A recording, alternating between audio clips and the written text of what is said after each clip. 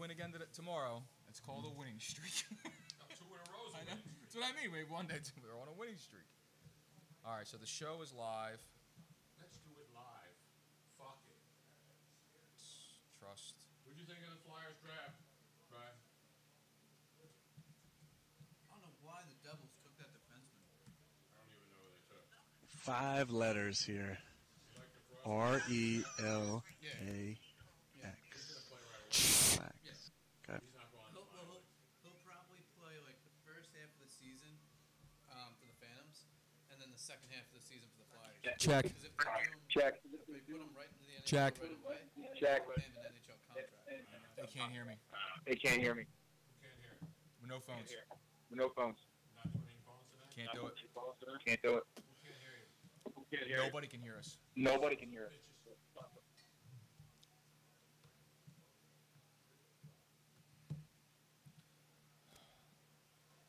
Tony, can you just give me a sound check just to talk? hang on, I'm trying to set up here. Hello, testing. Good.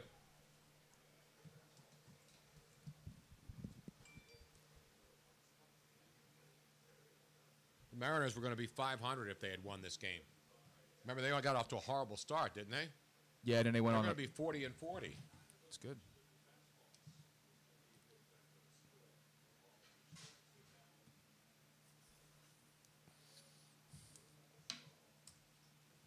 Who got fired from CSN today? 'Cause I saw Joe tweeted, retweet if you've been fired by CSN. Did they get rid of Michael Barkan? I don't know. I have no idea. What, did they really? I don't know. I mean, they're obviously getting rid of everybody there. I think they fired Tim Panaccio today. They waited until after the draft, of course. Yeah. Even though they still are the Flyer station. Video, YouTube is not receiving enough I video don't to understand why you mainstream get rid of streaming. Tim Gnoccher. Because they don't need a guy they don't need a guy at training camp. They Into could the just internet, right? send one of their camera guys to Yeah. get tape. You know what I mean? They don't need to have somebody doing interviews in the locker room. But he's like so ingrained with the. I know, but they don't care. It's all about money, man.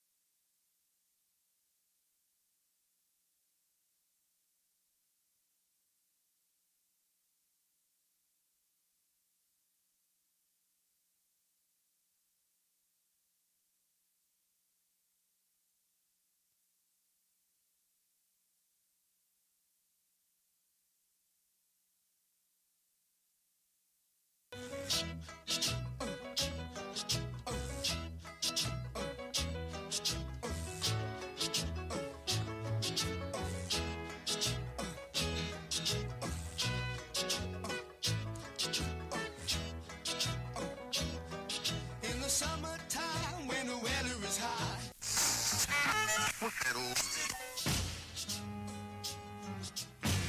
Hot town, summer in the city, back of my neck getting dirt and gritty. Show, and there's nothing wrong with your set. That bright light that you see, it is not an eclipse. It is just Tony Bruno's noggin I'm Stuart Scott. Don't diss the dome, man. Don't let me hurt you. No, it's just jealousy because Ebony Magazine even said last year bald men are sexier. No question about it. Hey. Mark.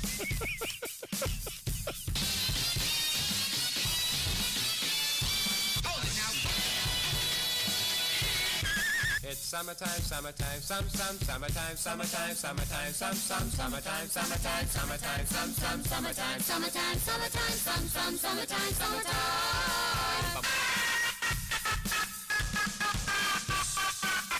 Are we on the air? Yeah. I like it when the girls stop by in the summer. Hey, you in the back with those French braids. What's your name? You better ask somebody. Albuquerque. I'm sorry. Drums, please. Here it is, a groove slightly transformed. Just a bit of a break from the norm. Just a little something to break the monotony. Here is Tony and Bruno. Tony and Bruno. It's time for the show. And do not attempt to change the channel.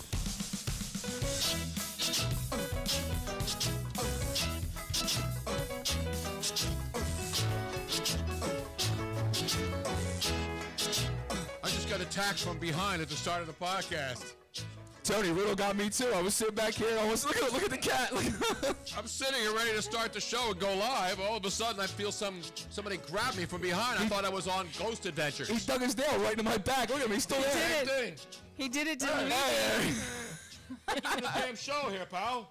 What's the matter with you? Get this damn cat out of here. Hello there, kids. It's the summertime, and ladies and gentlemen, for all of you who have given up on the Philadelphia Phillies and the San Francisco Giants in this campaign, 2017 baseball, watch out. Both teams are red hot. The two worst teams in baseball just finish off sweeps. The Giants sweep the Colorado Rockies, and the Phillies go to Seattle and turn them into real.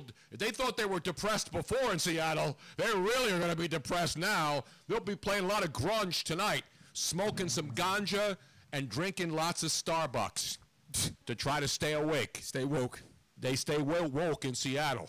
They will be sleepless in Seattle as the Phillies go in there. And Luigi Curto's boy, Tom Joseph. Yeah, right. Tommy Giuseppe, or Tommaso Giuseppe, as we like to call him, your cleanup hitter. Good old TJ. Hits a home run to tie the game in the ninth. And Ricardo Pinto, the maker of fine beans that we use many times on this program. And automobiles. And the great Ford Pinto, yes. And who else? I went to to school with a couple guys named Pinto. Did you? Yeah, it was the South Philly thing. Yeah, Pinto, Santa Maria. Not the Nino and the Pinto. That's the Pinta. I know. What's the matter with you, man? I know. It's Tony Bruno. Luigi Curto's here with the gun show tonight. He's got the... Tanks out, bro. Except you got to get some sun on that, man. I do, man. You're white, man. You're whiter than Robin now. I know. My arms are so white. This went out and bought a Prius. Oh, so bad, man. I'm telling you. Your arms are so white. You're listening to nothing but alt right now. Exactly. And you're going to go buy a fake man bun tonight just to try to complete the look. Yeah, I was very proud of him, though. He did ask if the haircut that he'd received was okay by me. Because I have very... You got the box in the back now. What's in the box? That is fine, but I told him that he's not allowed to get it too shaved on the sides. But he's got the shaved sideburn where it's real narrow now. I told the barber, I said you got to shape me up, but just go 3-clip. That's it. Yeah, no skin fade into a 2, none of that stuff. All that little that Joker. I younger could do that stuff. Bro. I do it. I actually tonight, if I hadn't trimmed 2 days ago, I would look like Santa. I was close to a Santa Claus beard. You were very shagalicious. Yeah, I was shagalicious, man. Well, I got hair growing everywhere. I had the full neck beard going. I have it coming out the side of my neck. If I just let it go, I would be like completely engulfed in hair. We went out to the Jughandle last night. That's a hell of a pullover, man. When you comb over, you're going from the shoulders up. I'll be able to comb it everywhere. I'll comb it up, over, down, side. As long as you don't have it coming out of your ears. He's rocking the hood. Miss Robin Austin is here. And guess who else is here tonight? Making an emergency appearance. because we summoned him on the bat signal. Yep. The great Brian Martell, as Luigi and Robin were panicking. Robin was burning the chicken, screaming as I was upstairs trying to prepare for a show. Yes. Because every single week we set up for the show and something goes terribly, terribly wrong. It is a tradition unlike any other time. It really is. Seriously. Bigger than the U.S. Open, the Masters, anything else that happens in sports. Even the NBA award show, not as big as what happens on this podcast every week. By the way, when did the NBA start doing an award show? I think this was the first time ever, actually. Possibly. They used to just announce, the coach of the year. Now they have to have a show. And that's fine. They can do whatever they want. But there's no doubt about one thing. The NBA is desperately trying to be the second most important sport in America behind the NFL. I think it's slowly becoming that, though. It might be. It is. Eventually, Because a lot of the millennials and a lot of the younger guys, that they're drawing more towards the NBA than even more towards the NFL. You're right. They really are. And there's no doubt that they're copying the draft combine and the NBA award show.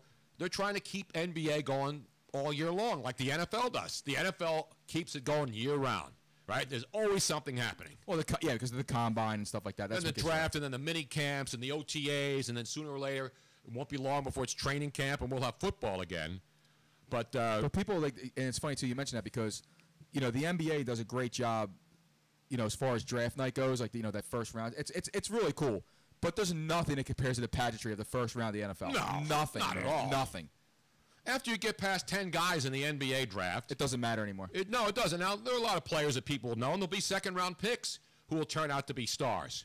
But for the most part, it's like the NFL lets it go 3 days now, which is ridiculous, but there's still people out there watching this stuff, and it gets bigger every year, and they're traveling it around, and it's about selling merchandise and getting TV airtime. Right? What else would they rather put on? I was watching bowling last night from Orlando. You got Pete Weber action going on? No, these two young guys I never heard of before. They were playing at the I think it used to be Jillian's. There's a new facility called Main Event where it says eat, play, and I think that was, remember Jillian's? Yeah, I remember Jillian's. They were all over the country. I think they went out of business. I think they've been bought out by the Dave company and Buster's. called Main Event. It's called Main Event Center. And you have bowling, and so I'm thinking, and I remember the slogan was eat, play, not eat, drink, and pray. What was that stupid movie with the drink, and pray? That's what we did last night, the Jughandle Inn. What was the chick movie, Robin? Eat something with what's her face? Eat, Pray, Love. Eat, Pray, Love, yeah. Which is another stupid chick flick I never watched. How come you knew that, Brian, and Robin didn't know what Eat, Pray, Love was? Didn't I just say it at the same time? It's one of my wife's favorite things. Eat, Pray, and Love? Yeah. Is that sex love or just love? Yeah, probably just love. Eat, pray, love. Brian's more eat, pray, and sleep. It's about hockey. Exactly. We have Brian here tonight. He will break down the NHL draft because we need post-draft coverage, like we gave you last week's post-NBA draft coverage. Yep. Or was that before the draft? I forget. It's just prior. Yeah, but we had it right. We had it nailed again. You know what I'm saying? I hear you. But meanwhile, so the Phillies win. They are now 26 and 51 if you're scoring at home. Oh, Timmy Galligan checks in, by the way. It's Eat, Drink, Play. Drink, Play was Jillian's, yeah, right? That was Jillian's, yep. But now it's this company called, we got to look it up, because I'm watching bowling last night in Orlando, and they have one of these centers called Main Event. Not Mr. Main Event, our late great friend of the show, who used to call in all the time up there in New England. But it's called Main Event Entertainment Center. Damian Dennis, man. Exactly. Now, we're having problems with the phone tonight. So let's go to our man who understands and helps us with all the technical matters, the great Brian Martell at Marty 5005. Brian, what's the problem with the phone system tonight, you know? Yep, we're having an issue with the audio codec, so I'm going to try to work on that during the Now, break. you know, most people have no idea what an audio codec is. Is that film? When you used to take it over to, what was the Photomat and get the 1 hour film to... Luigi, were you alive during actual film where you would take it to like a Photomat? Yes, I was. Okay, because when did the digital film only thing start? I think I was in like middle school or high school when that. No, when it was just digital, only had to be because you could still develop film at like a CVS. You or can whatever still it was. develop You film, didn't believe it or actually not. Do that though. What's it's that? very rare that you actually did that though. Why would it be? Well, because I didn't have a digital camera all the time. Sometimes I just had an old school Kodak. And you had the disposable cameras, which they still sell, which are not digital. You go on vacation to a lot of places, you still send them in. I used to always send them in the envelopes. You know, you send them away to some company, and they give you like double prints. Remember that? Yes. We're not talking like 50 years ago. We're talking like in the last 15 years. Did you ever get somebody else's pics by accident? No, but I'd always send in the nasty pics to see if they would develop them. Because I wanted to push the envelope, so to speak, when I put it in the envelope. Because I figure these people don't know who I am, right? So put a couple of little dirty pictures in there and see if they develop them. And you know what? They did. No. They wouldn't make prints of them, but they would develop all the. So they'd send you the negatives, but they would not send you prints of risque photos. You know what I'm saying? Well, I don't know why they would. I mean, if they're your photos, you do whatever the hell you want with them. Well, that's why they say if you want to make prints of those, you take the negative and go make prints. We're just going to sell you the damn pictures that we could print. I think Robin used to do that too. She would send naughty pictures to Photomat. Go through. No, I worked at the Photomat. Did you really? It wasn't a Photomat. In that little booth thing where the I people never would did drive that, through. But I worked at a what was it called? It was like a Fujiyama. Sears Payless- Portraits. Sears it Portrait called? Studio. Well, I worked there too. Ooh, You worked everywhere, Robin. Speaking of Sears Portrait Studios, back in the day, before it was so stupid. So I was one of the. I started off after my kids were born. I wanted to work just a couple of hours a week because I was going crazy and I wanted to do something on my own. So I started off a couple hours a week. Before I knew it, I was promoted to a store manager, and then I became the district training manager for the Bay Area. So I was going all around training people, and we were just transitioning over, but it was we still had film. You were in the cameras. transitioning like Kris Jenner? Yeah. No, like Bruce Jenner? Yeah, not quite. Oh. But we had film in the cameras, but we had the digital so that The screen, so you can see them as soon as they were. And you could also print out one print from the screen itself so that they could take it home, the proof, and people. Now, the problem that we had were employees that were working. They would, after hours, take photographs, and they would think, oh, I will just erase them off of the proof machine, not thinking it through that there's still film in the camera. And the film in the camera would get sent back to, like, Milwaukee or something like that. This was pre-Hillary's hidden servers in the bathroom in the basement. So I cannot tell you how many employees we had to let go because they were more than Comcast Sportsnet? No, not a chance. More than ESPN? It was crazy how many people were continuously, like, they were so stupid. Like, But it's all about digital now. Even when you go to Santa Claus in the mall, the pictures are instant. You don't have to wait and buy the 72-picture package with the wallets and all that other stuff, right? Remember that? And then when you got your graduation pictures or your wedding pictures, now you get them right away because everything's digital. Right, you just download right away. Boom. Even when you go to Disney and you go on a ride, you get the pictures instantly. Or they download it, and then you can go online and get the pictures. It's so easy now with pictures. Yeah, but didn't they just come out again with the new, like, digital Kodak camera that just takes it just... The picture comes out automatically again like the old Kodak. Oh, no, those are the Polaroid. Yeah, the Polaroid pictures, there's still Polaroids and people still use them. I don't know why. Well, what they do now, though, is you can preview the photograph before you have the Polaroid camera printed up. Oh, really? Yeah, which is way cool because... I thought it was fun when you just used to shake it. Shake it like a Polaroid picture. So that has come back because people love the look of those old school Polaroid pictures. Especially when you're doing home stuff. But instead of having to just... Definitely get the negatives when you get to it happens. There's no negatives. That's the best part of Polaroid. But there's also, so these new Polaroid cameras, which I think are really, really cool, is it still takes the digital photograph, but then you can scroll through all the pictures that you've taken and go, ooh, I like that one, and then immediately print it up on a Polaroid No, it was film. much better when you just hit it and it came out, and then you'd wait and you shake it, try to And you get didn't know if it turned out or not? Exactly. Yeah, and then you'd be pissed off that you spent $12 for 4 pictures because the rest of them sucked, and they didn't develop right, or they were too dark, right? Yep. But it was the genius idea of Polaroid pictures. That was skill. It was skill. Before filters, before Snapchat. Before we continue on with the program tonight, we got to thank everybody who came out last night. Now, Luigi, did you organize this? Yeah. Well, pretty much. Because I find out yesterday, I'm down in the basement. Robin says, oh, no, this is like Sunday. Hey, Luigi wants to know. Oh, no, she didn't even say Luigi. Hey, you want to go to the Jughandle Inn on Tuesday night? And I said, maybe, or something like that. And I said, why? Who wants to know? I thought Kevin Stone, the owner, would invite us back there. No, I tried to call ahead to get some tables set up for us because we had a bunch of people coming out, but we couldn't, so I had to get there. How come Brian wasn't invited last night? How come the audio codecs aren't working? That's right. So anyway, so Luigi organizes this party. We go to the Jughandle Inn, where we haven't been in a while, and we used to go all the time. And we had the Tony Bruno wings. And the waitress actually, it was funny because I said, we're going to have an order of the Tony Bruno, and I figured she doesn't know who I am. Right. But then somebody told her, I think it was the bartender. The manager that was on duty said, hey, that is actually Tony Bruno, the person who the #1 wing sauce is named after. Exactly. Not Tony Romo. Not Tony Roma, who had the Do you know great what is a total barbecue outrage, crust. though? What? So we have a bunch of Tony Bruno fans, La Familia, that came out last The great night. Andrea Mount, who's got to be jumping up and down now that the Phillies have won back-to-back games. It's good to see her. Andrea was there last night. A bunch of people were there. A bunch of so many people. There was a great. Who else was there last night? Well, Ruin Tomorrow was there. Ruin Tomorrow, who lost like 40 pounds. It looks phenomenal. We saw Corrado for the first time in like 3 months. Corrado showed up. That was because he was in Jersey. He didn't have to pay $5 to go across the bridge. Our good friends. Who else? Stretford Ender, who I never met. Right. I thought that was his real name. No, it's not his real name. We won't get that. It's like Batman. We won't tell you who it is. I thought Where do you come up with Stretford Ender? He's one of our Twitter followers. I have no idea, Bo. And of course, the always beautiful with her kids last night. Bridget Goldfried came out. Bridget Goldfried. Yep, our friend Keen came out. She came out. Looking strong again, as always. Lauren Hopkins, she came out. Lauren Hopkins came out. At the Hoff. Who else was out there? God, I'm going to forget some people. It's going to be so bad.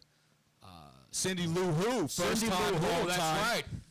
A lot of the old crews showed up last night. Yep. And our good buddy Thomas in Phoenix texted me earlier today, or DM'd me, saying, hey, I want to call in tonight because I found some old footage. He says, I'm not the archivist of the show, like Jim from Cheltenham, but Thomas in Phoenix, Arizona, has a lot of old school tape from back in the day when I was at Fox.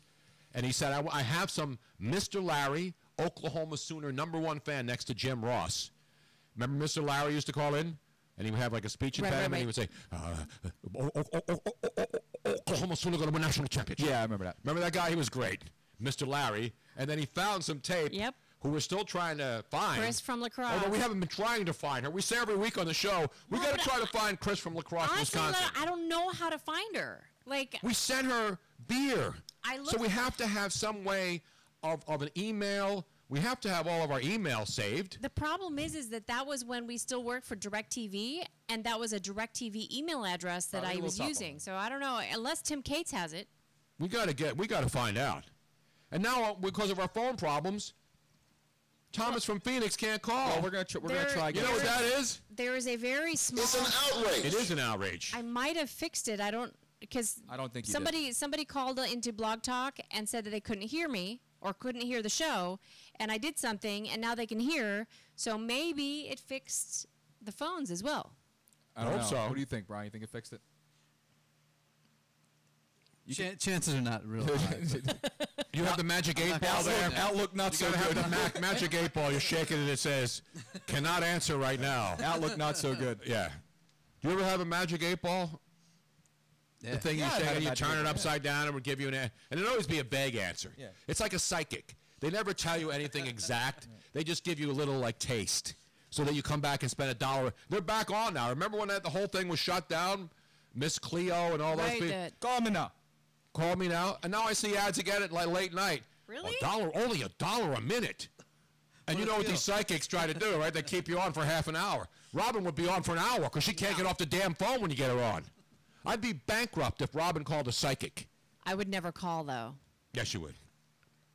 Yes, you would, Robin. No, I would not. Would she call a psychic, Luigi? Yes. Seriously, I would never. Yes, you would. No, I wouldn't. Tony, I've don't had believe so it. much opportunity to actually do that. I would never pay to have that done. Right, we have an NBA update, which I have to get to. I gave you the Phillies and the Giants winning news because I mentioned the Giants.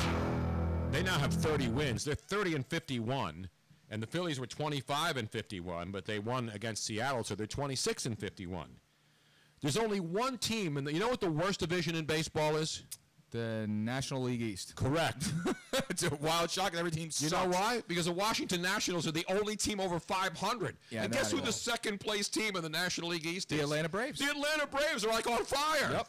Out of nowhere. They were the worst team in baseball right behind the Phillies for a while, remember? Matt Kemp, I mean, they're playing well. They're playing well, brother. And they're in second. They're like 11 and a half games out. Exactly. So it's not really saying much, but, you know. And the Giants, which is a big surprise. And I know they've had injuries, but the Giants were 23.5 games out in last place in the National League West. And you know what's interesting to note here, and a lot of people, unless you follow baseball, do you know there are only 3 teams in baseball, Luigi, that have 50 or more wins at this point of the season, approaching 4th of July weekend? No, I did not know that. Can you tell me the 3 teams? I'm going to ask you a little trivia here now. Let me get some music here. I got you. You got some music? Yeah, I got some Jeopardy theme. Give me some Jeopardy music now. There are only 3 teams in all of baseball, big league baseball, not the Florida Gators who won the NCAA College World Series for the first time ever. We were watching that game last night at the Jughandle Inn. Yeah, it was on. The Florida Gators. It's great to be a Florida Gator. And Joakim Noah and Tebow showed up, and they were like, get out of here. You guys suck. We're champions. Although Tebow was pretty good, and so was Joakim Noah when he played at the Florida Gators basketball team. Remember that team? What, the Joakim Noah team? Yeah. Yeah, with Corey Brewer? Absolutely. I was there at the Final Four when they were there, with Joakim Noah. Isn't that where you got the visor signed? Or no, that was Tebow who signed the visor. Exactly. That was a football-related event. Correct. Meanwhile... So, all right, so let me give you this. So you want the 3 teams. Give me the 3 teams in baseball that have 50 or more wins at this juncture of the Major League Baseball campaign. Got to go Dodgers? Dodgers is correct. 52 wins going into play tonight. All right. You go Dodgers. Or as we like to call them, Doyer. The Dodgers. The Doyer, or the Dodgers. The Dodgers. The Dodgers. Let's see here. See, it's not, you're not going to say New York Yankees. No. The Yankees are only in the 40s. Okay. In the American League East, by the way, is the best division in baseball. Houston, no. Yes. Really? They just get over 51? They got to be 51. 52. The Houston Astros have 52 wins. Okay, they're playing right. Well, they get ready to play tonight. And they're blowing away the entire American League West, Yeah, the rest of them stink. Wow, so Houston. There's one other team, and to me, it's the surprise team of baseball this year. It's the biggest surprise in all of baseball. You know, obviously, you got Aaron Judge with the Yankees, who's having a triple crown type of year. God, Tony, I can't think of a team. It's the Arizona Diamondbacks have 50 wins. Well, they played the Phillies like 17 times already, right? So yeah, that helps, right? But you think the Dodgers have 52 wins, and the Diamondbacks are in second place in the National League West with 50 wins. Did you think the Arizona Diamondbacks were going to be this good coming into play this year? Hell no. I hear a phone line. Yeah, we're getting a little line. reverb. I think we're trying Robin's phone. Robin, can you talk on the phone? Okay, can you hear me? I can hear you now. I can hear you, Robin. I can hear you guys. So all right, well, good. the phones are hot. The phones are live, bro. All right, let's give somebody, anybody, even though Brian Martell said that the chances were not very good. Slim as shit, I believe. Does he work for, what's his name, the guy up at ESPN now? Which one is that? Site, Nate Silver. I have no idea. Nate Silver does that. What is it called? 538? 538? Yeah, he's one of these guys who makes all these predictions with stats. He's one of those analytic guys. Is it for 537? He used to be really accurate. Nate Silver up at ESPN. It's called the 537, I believe. And he nailed everything. He used analytics, which all these nerds like to use all the time. You know what I'm saying? All the basketball geeks. Analytics. There's a place for analytics. There's a place for analytics. No, there's not. Do you think that the Houston Rockets needed analytics to determine that they would like to have CP3 over Patrick Beverly? Over Patrick Beverly and Lou Williams? I still can't. What analytics were? Right. And remember, this wasn't a free agent. This was a trade. We would like to thank the Los Angeles Clippers for participating in the NBA Western Conference title chase. Pick up your Blake Griffin Kia that he dunked over not that many years ago and your CP3 commemorative throwback jersey on your way out.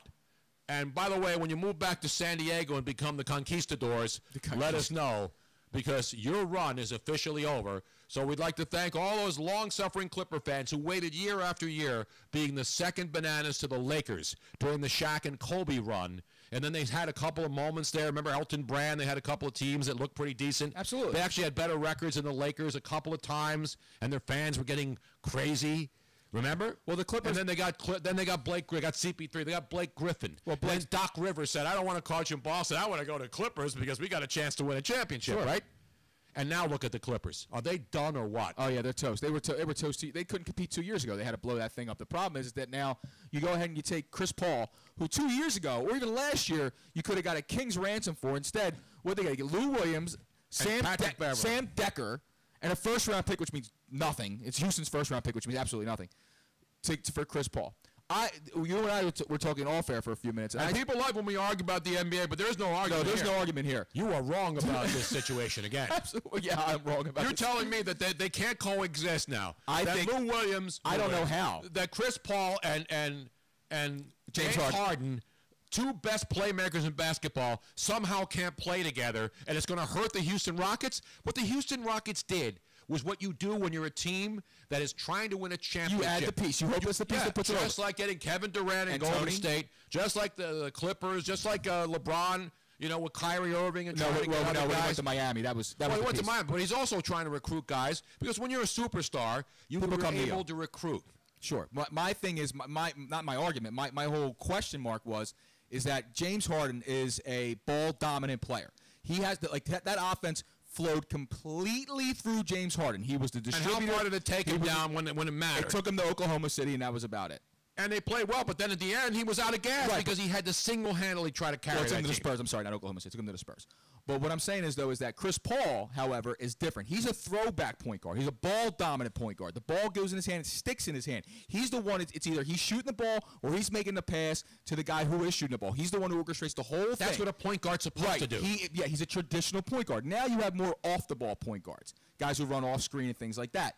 The thing is, though, is that now with James Harden, he's so much more effective with having the ball in his hands. It's not going to be in his hands nowhere near as much as he it was anymore. doesn't get to carry the ball up the floor. Yeah, but he'll still get the ball in the paint, and he won't have to carry the team on his back like he did this year. I understand that. I don't think. So how is this a bad move for Houston? I never said it was. Never said it was. I'm just curious to see how they will coexist because you're talking about two guys. Didn't they have the Coach of the Year at the NBA Awards? The guy who was with the Sixers on his bench 2 years ago? Yeah, but that's neither here nor there. The thing is, though, like I said, Tony, it's a guy who it's a traditional point guard in Chris Paul who creates everything himself. And then you have James Harden, who himself is also a creator. So it's going to be, it's a little. You think James Harden's upset that Chris Paul's on? No, absolutely not. I just want to see how it'll work. That's all. It's going to work great because what the Houston Rockets did, and Daryl Morey, who's much maligned, who by the way was Sam Hinkie's boss when Sam Hinkie was cleaning the stalls, cleaning the lockers for the Houston Rockets as an assistant general manager to Daryl Morey. He's custodian, Dick. He was a custodian. And then all of a sudden he became this icon, even though he did nothing in Houston. And he came here and now has flags waving. Oh, no, he got Omar Sheik. That was his big thing. Exactly. That's where the legend of Sam Hinkie grew. It was he found Omar Sheik. That was it. I could find Omar Sheik tomorrow. I gotta show you something. Go down to something. Jim Taeyun's Middle East restaurant down there. That's not there anymore. What am I looking at right now? Right now, I gotta show you this. I'll post it on Twitter. So this is Barbecue Beef Balboa on Twitter, who always does these fantastic, really fast photoshops. He's an asshole. This is Luigi in a man bun. It's a good look, man. It is a good look. It is a good look. Ken has a man bun. Why not Luigi? I might have to throw up that Counting Crows. Robin's son Christian was at the Jughandle last night. He had a man bun. Yeah, let me show you. By the way, I just got breaking news from my Medicare. You know, I'm on Medicare now, not Medicaid.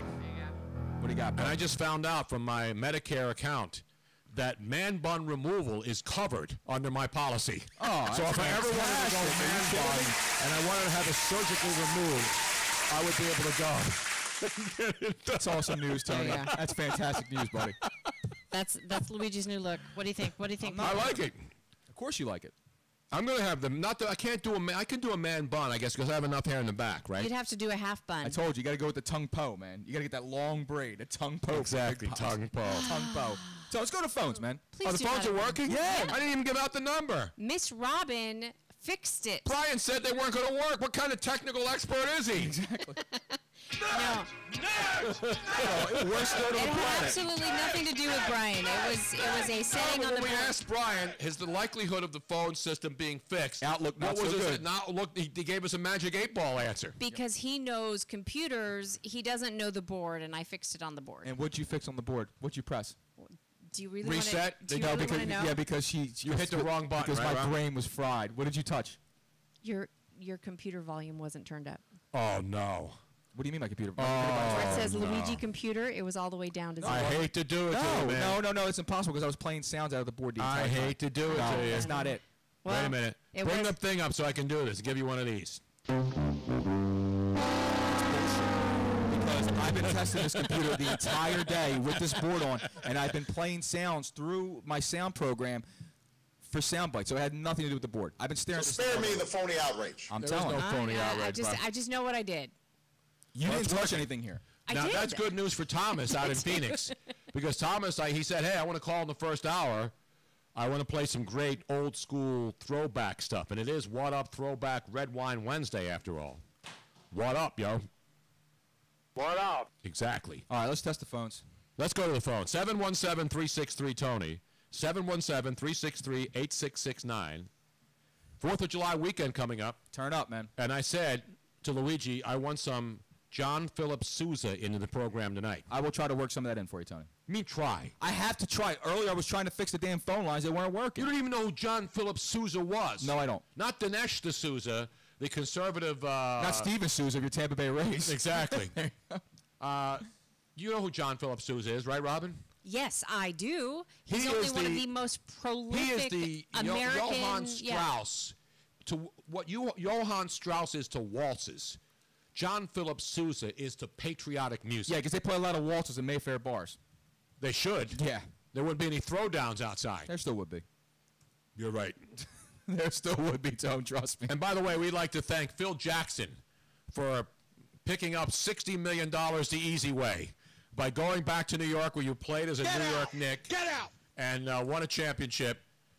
Basically got What a the waste. owner, What a waste. Dolan, who's an idiot, to get the fans off his back. You know, Dolan hired Phil Jackson for one reason, to get the fans off his back. Of course.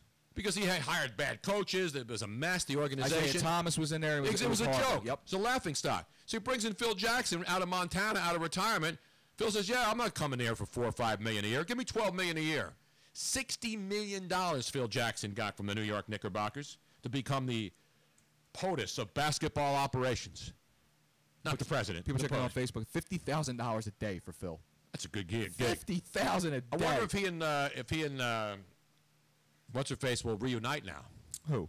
His Jeannie Buss? Yeah, Jeannie Buss. They were engaged. They broke it off because he was in New York. She was in L.A. She hated to go to Montana. Think it's Phil not- Jackson has 11 rings as a player and coach, I know. right? And then he goes and becomes an executive, and he proved once again that he had zero skills because he had no interest in scouting players. He had no interest in going to watch draft prospects. He just wanted to sit in his office in Madison Square Garden. And he Because did. he's got $60 million. So 2014, he was supposed to give the Knicks cred, but his teams were dead, and now he went 90 and 171 in 3 years of Broadway dread. 90 and 171. 90 and 171. The Sixers would die for that kind of record. Are you kidding me? Yeah, Phil Jackson statues everywhere, Tony. 90 and 171. That's a winning season. And 60. I wonder if they have to pay him the remaining 2 years on his contract. I'm sure you have to figure out some sort of buyout. Because he did 3 years, so it's 36 million, and he signed for 60 for 5 years. I wonder if Dolan will find a way to get out of the other 24 million. I'm sure there's got to be some sort of a buyout. There has to be. There is. But look what Phil did, seriously. This just proves you that you could be a great coach, but have no clue of how to run a basketball Well, he brings team. in what? A completely shot Derrick Rose. First of all, he brings in Derek Fisher to coach. He had Steve Kerr. Remember, he could have hired he had Steve Steve Kerr. Kerr. Yes, he could have. But he wouldn't sign the deal. He wouldn't give him what he wanted. And look how that turned out. And for Steve Kerr, well, still, Steve Kerr had Steph Curry and Klay Thompson to start off but with. he also Draymond. had, it's Steve Kerr, it's the New York Knicks. Now, the Golden State Warriors weren't exactly chopped liver at the time. No, but they're not the New York freaking Knicks, though. No. Exactly. But, it's Phil Jackson. He coached you, when he was with the Bulls. With the Bulls, right. So you're thinking, if anybody can get it done. Now, remember, Phil was brought to New York also to get free agents to go in and play with Carmelo, right? And that failed. You mentioned. So he hires Derek Fisher, who was a disaster. Then he brings in Jeff Hornacek, who's basically a walking dead. Nobody listens to him. And then, he screws up the situation. You remember, he brought in, as you said, Derrick Rose, shot, right? Yep. Brings in Noah. Basically shot. Basically shot. Not a great player, but adequate. And then he chases away LeBron by questioning whether the people around LeBron were okay. So now what you've done, you've got New York, right? The mecca of basketball, the number one media market on earth, and you got Phil Jackson, one of the greatest players / coaches of all time, and he's managed to turn your franchise into one of those spots that's not a destination because LeBron doesn't even want to go there. if he had the opportunity. So you got Carmelo. You tried to unload him, then you couldn't unload him. And then the young guy that you got last year, 2 years ago, Porzingis, you turn on, he's pissed off at you. So you got your young future superstar who hates you. You got Carmelo Anthony, your only star who hates you. And then you wonder why they run you out of there? It's funny to me, too. It may look easy, Tony, but it's hard, as Mike Bickler said. I mean, did you ever think it would be that bad with Phil Jackson? Never. You know what that is? That's seriously a guy who walked into work and just said, I just don't give a shit. Exactly. I'm out. You give me $60 million to sit around in New York? Appreciate it. Hell yeah. Play GM? Go to Montana in the offseason, fish. Well, it could be worse. It could have been Billy King. It could have been worse, Tony. Billy King will be lucky to get a job in the D-League next. Once that idiot who runs the New Jersey Brooklyn Nets, the Russian dude Prokhorov, figures out that he has the worst general manager in basketball next to Vladdy Divac. Well, the problem is he thinks it's like 1999. He's like, we're going to get Kevin Garnett and Paul Pierce? Are you kidding me? We're going to be great. Anyway, enough of the basketball. Phil Jackson, colossal failure with the New York Knicks, and now he gone. Why don't we go? Let's go to the phones. Who do we have on the line now? Let's go to Phil from Kentucky. Oh, I haven't heard from Phil in Kentucky. Is he down there with Rick Pitino? Is that Murray, Kentucky? I don't know where he is. He's in Louisville? Phil, where are you, man? No, I'm in Lexington. Lexington, that's right. We were way off. Well, I knew it was either Louisville or Lexington. The only two basketball capitals. Well, somewhere in there. Somewhere. I'm formerly from L.A. and San Diego, as you know. Now, were you an L.A. Conquistador fan back in the day before they became the San Diego Clippers and then moved to Los Angeles to play in the sports arena? I was not a Clippers fan before they were in San Diego. Only when they were in L.A. Beautiful, man. So are you a Kentucky fan or a Louisville fan? I'm both. A little of both. Well, it's hard to be a Louisville fan right now. What's just happened to them. I'm not really a college guy. I follow the pros. Well, that's what Luigi does. He follows the pros, too. Damn right, brother. You kidding me? We're not talking about sports either. Not everybody, though. I hear you, baby. That's right. What's going on down there? What's the weather like? Series between the Dodgers and the Angels. The Angels kick some ass. Yeah, but the Dodgers, you got to give them credit, man. I mean, they're doing a great job. They're at 52 games, like you said. 52 wins. And, teams that look bad at the beginning of the year, like Seattle, I know they just got swept in 2 straight, but they're close to 500 now. Toronto got off to a great start. They're in the last place in the American League East, and they're only 2 games under 500. So that entire American League East, you could throw a blanket over them. Because the Yankees aren't running away from it. No, the Red Sox are there. Nowhere. Baltimore's 500. Tampa Bay's in 3rd place. Yep. That's the best. That's the most competitive division in baseball. Cincinnati's in the running. Yeah, Cincinnati's back in it, but like St. Louis. Being with the design consultant really made me feel like I was. Robin. So sorry. What the hell are you watching, Robin? I was actually looking. Never mind. All right. You're looking for porn? Goodness gracious! By the way, I'll have a Steph Curry update on the show tonight. We're still talking about him? It's important. All right. I mean, we're still talking. We're talking about Phil Jackson and Chris Paul. I'm just kidding. It's breaking news. I hear you, So that's why I have it on the show. I'm not recapping the NBA Finals. Well, Phil Jackson is gone. He is gone. That to me is one of the biggest shocks as far as guys who have the pedigree and went in and was totally clueless. Either he was clueless or just as Luigi said, didn't give a crap. He didn't just care. I really think he just. He never had to answer to anybody. For $60 million. I would coach the Knicks for 6. I would go to New York for 5 years and fail for $60 million, and I would fail after 3 years and take and say keep the other 24. Give me the 36. I've been failing in Philadelphia for 35, so it's no problem. That's fine for me, man. I'm good. Wow. Thank you.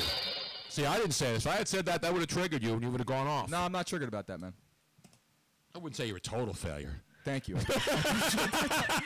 still got to bring a futon down later on. That's why. Exactly. I'm a glass half full guy. Exactly. I don't want to say you've been failing for 35 years. Speaking of which, maybe 28, 29 of them, but not 35. There's a few good moments in there. Hell, man. We're all losers. So, Phil, what's on your mind tonight, man? Other than money, like what's on my mind? Not too much. Well, other than money. When is the mind not on money? You're right. It's always about money. It doesn't matter who you are, how broke you are, right. or how rich you are. Money matters. Does it not? It's all that matters. Right. It does matter. Money does buy happiness. Unless you're a dope who hits the lottery and doesn't know what to do with it. And has all your people scamming from you and investors. Or a dumb athlete who hires some guy who's stealing your money. I agree with that. And it doesn't even realize that the guy's stealing their money. Or unless you get married and have somebody steal all your money. Which has happened in some cases. Yeah. Some of which I will not identify on this program tonight. Anything else? Well, I'm glad you're doing good in Philly over there, Tony. Well, it's my hometown. The basement's almost done. In fact, we are going to, when we get the futon down, the brand new futon, which is the crown jewel of the basement reclamation project. Not the bar. It's like that show, not Flip or Flop. What's the one we like, Robin, with the couple down in Waco, Texas? I always get this wrong now. It's not Flip or Flop. That's the couple in Vegas that got divorced. The hot blonde chick. Joanna Gaines and Joanna Gaines and what's his name? Chip.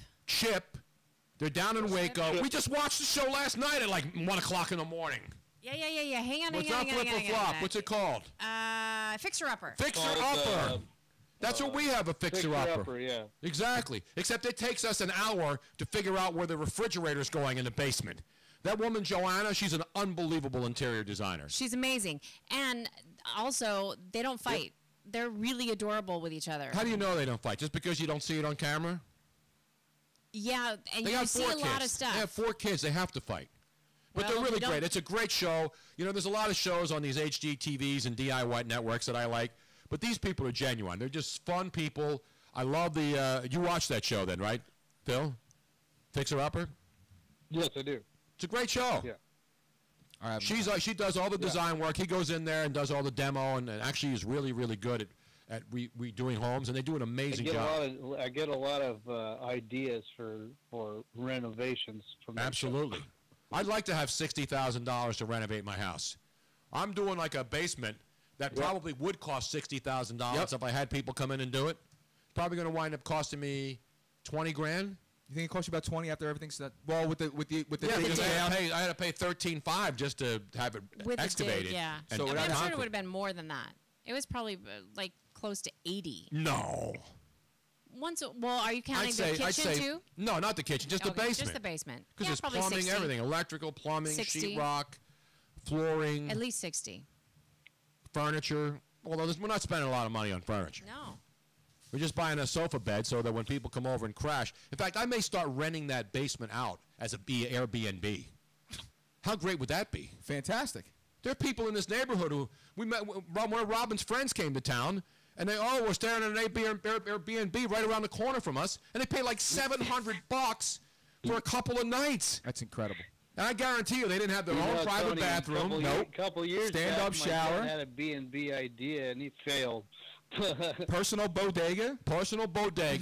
You got your own fridge. You got your own shower. You're going to have a comfortable bed, privacy, cable TV, internet, right? Where else are you going to get that? How much are you charging? People are going to start signing up, Tony. What is it a night? It's got to be what, Robin? What do you say? During the week? Off-peak schedule time? You got to figure what? Maybe every day's a peak. This is like Sedona, Arizona. You putting out it's always red, baby. Are you putting out like a little continental breakfast in the morning? Yeah, I'm going to make it a real Airbnb because the big scam about Airbnbs is that they're not B&Bs. They're not making you breakfast. No, they're not. They're not. They're just bees. They're just basically people renting rooms in their homes. So you would fix them breakfast because I hope you're not volunteering me for that. No, I wouldn't volunteer. You can't, Robin. If she makes me a cup of coffee, I'm like grateful. Right, you throw a few bagels on the table. Have at it. That's it. There's your continental breakfast. The first B&B I went to was a lighthouse in the San Francisco Bay. One of the brothers. No, there weren't black dudes out there. There's 2 little islands right off of Richmond. Oh, they were just actually brothers, not brothers. They're called the brothers. The island. I got you. Now brothers go out there. I mean, anybody can go out there. Speaking of Northern Cal, I'm going to be there on Monday. What are you going to do out there, man? Oh, good for you. I've got some business working. You take care of the business. Let's get down to the business, yo. Speaking of Northern California, I will have a Steph Curry Northern California update. You know this story? No, I don't, Tony. I can't wait. That's why you're going to hear it here first. You'll hear this on other shows. You'll hear this on other networks. I can't wait to hear this. Because nobody knows this story. except right here. You're the one with all the late breaking stuff, man. You're damn right I am. What do you think this is? We just rehash tired stuff Absolutely day after not, day on Tony. this show?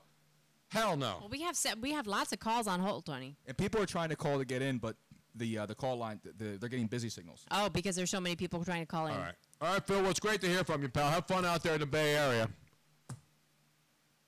Okay, thanks, Tony. Thanks for taking the call. No problem, buddy. There he is, Phil, down there in Lexington, Kentucky. Now, you know it's in Lexington, right, Phil Luigi? In Lexington, Kentucky? A lot of the stables down there. Oh, yeah. That's where a lot of the thoroughbreds are bred. Now, okay, so our normal number is 717-363-8669, 717-363-TONY. However, if you're getting a busy signal and you still want to call in, Can you call me on my cell if you're a woman? No, that's the easy one to stay remember. in the Airbnb. If you have a pen and paper handy, you can take down the super secret number. What is? Oh, I like that tone for the super secret number. I have no idea what that is. Robin, can you talk into the microphone, please? Because I have no idea what you're doing. Hold on, I have to actually look at the number. Why, is it right in front of Luigi? I can read the number. Yeah, hello. Why do you have to look on Luigi's Because I wanted to computer? make sure that he could see it. He didn't know what I was referring to. The one that says guest call in, that's right there? So that number you can also call, and you should not get a busy signal. But we can't have 50 people on hold. Well, How many sure, lines why do not? we have? Sure, why not? We got endless lines. We have a screen caller. That's right. Brian Martell is screening calls tonight. This is the first time in how long? First time 6 years? First time since I've been in the freaking bathroom at Dockside. No, we had a couple of screeners in here. But this way, interns who came in and said, "This is what I do." Screw this. Yeah, I'm out. This way you can I'm out of here. Thanks for the gnocchi, Chief. I'm out. You can be picky and choosy, and like pretend that you care, but just only take the calls that you want. So that number, like regular radio What is stations. the number now? It's 619 924 9874. So 619-924-9874. Did Thomas call in yet tonight? I don't know, Tony. I don't know. All I know right now is we have one other. We have a few other. Luigi is not screening the calls. I know, but is Brian putting the names up with the screen calls? Yes, he is. Tom from Phoenix. Yeah, that's what I said. It's Thomas from Phoenix. He just came on. Okay, good, because I want to hear some good old school stuff. It's like throwback, way back Wednesday. I'm pulling them up right now. Let's go to Thomas in Phoenix, where the temperature, I believe, has dropped into the 115s at this hour. Thomas? That's right, brother. 115. How about that? How about What that? am I going to do tonight? I'm not going to talk about the Bulls trade or the Blackhawks trade. Hell no. I don't even want to talk about them, Tony. I'm so disappointed. What, the Bulls? Lick my asshole. How about that? Exactly. And the Blackhawks, they both got fleeced. The Blackhawks got fleeced too? I think so. I mean, Artemi Panarin, he's a top scoring forward, within the last 2 years. How many Stanley Cups do you want now? How many damn Stanley Cups do you want? You go 100 years without a Stanley Cup, you win a couple, and now you're greedy. See what happens? You wet your beak a little bit. You see what happens? Exactly, You get a taste for it. You get a lead for it. That's what it is, man. What do you think you are, the Pittsburgh Penguins now? I know. How about the Arizona Diamondbacks, though, Thomas? I do have, what's that? The only thing hotter than the weather in Arizona is your Arizona Diamondbacks. And here's my big question, knowing that Arizona and Phoenix is not a great hardcore sports area. Is anybody warming up to the Arizona Diamondbacks with their remarkably successful season that very few people predicted? Well, yeah. I mean, especially since, the Diamondbacks have made it known before a lot of these, recent games that the roof was going to be closed.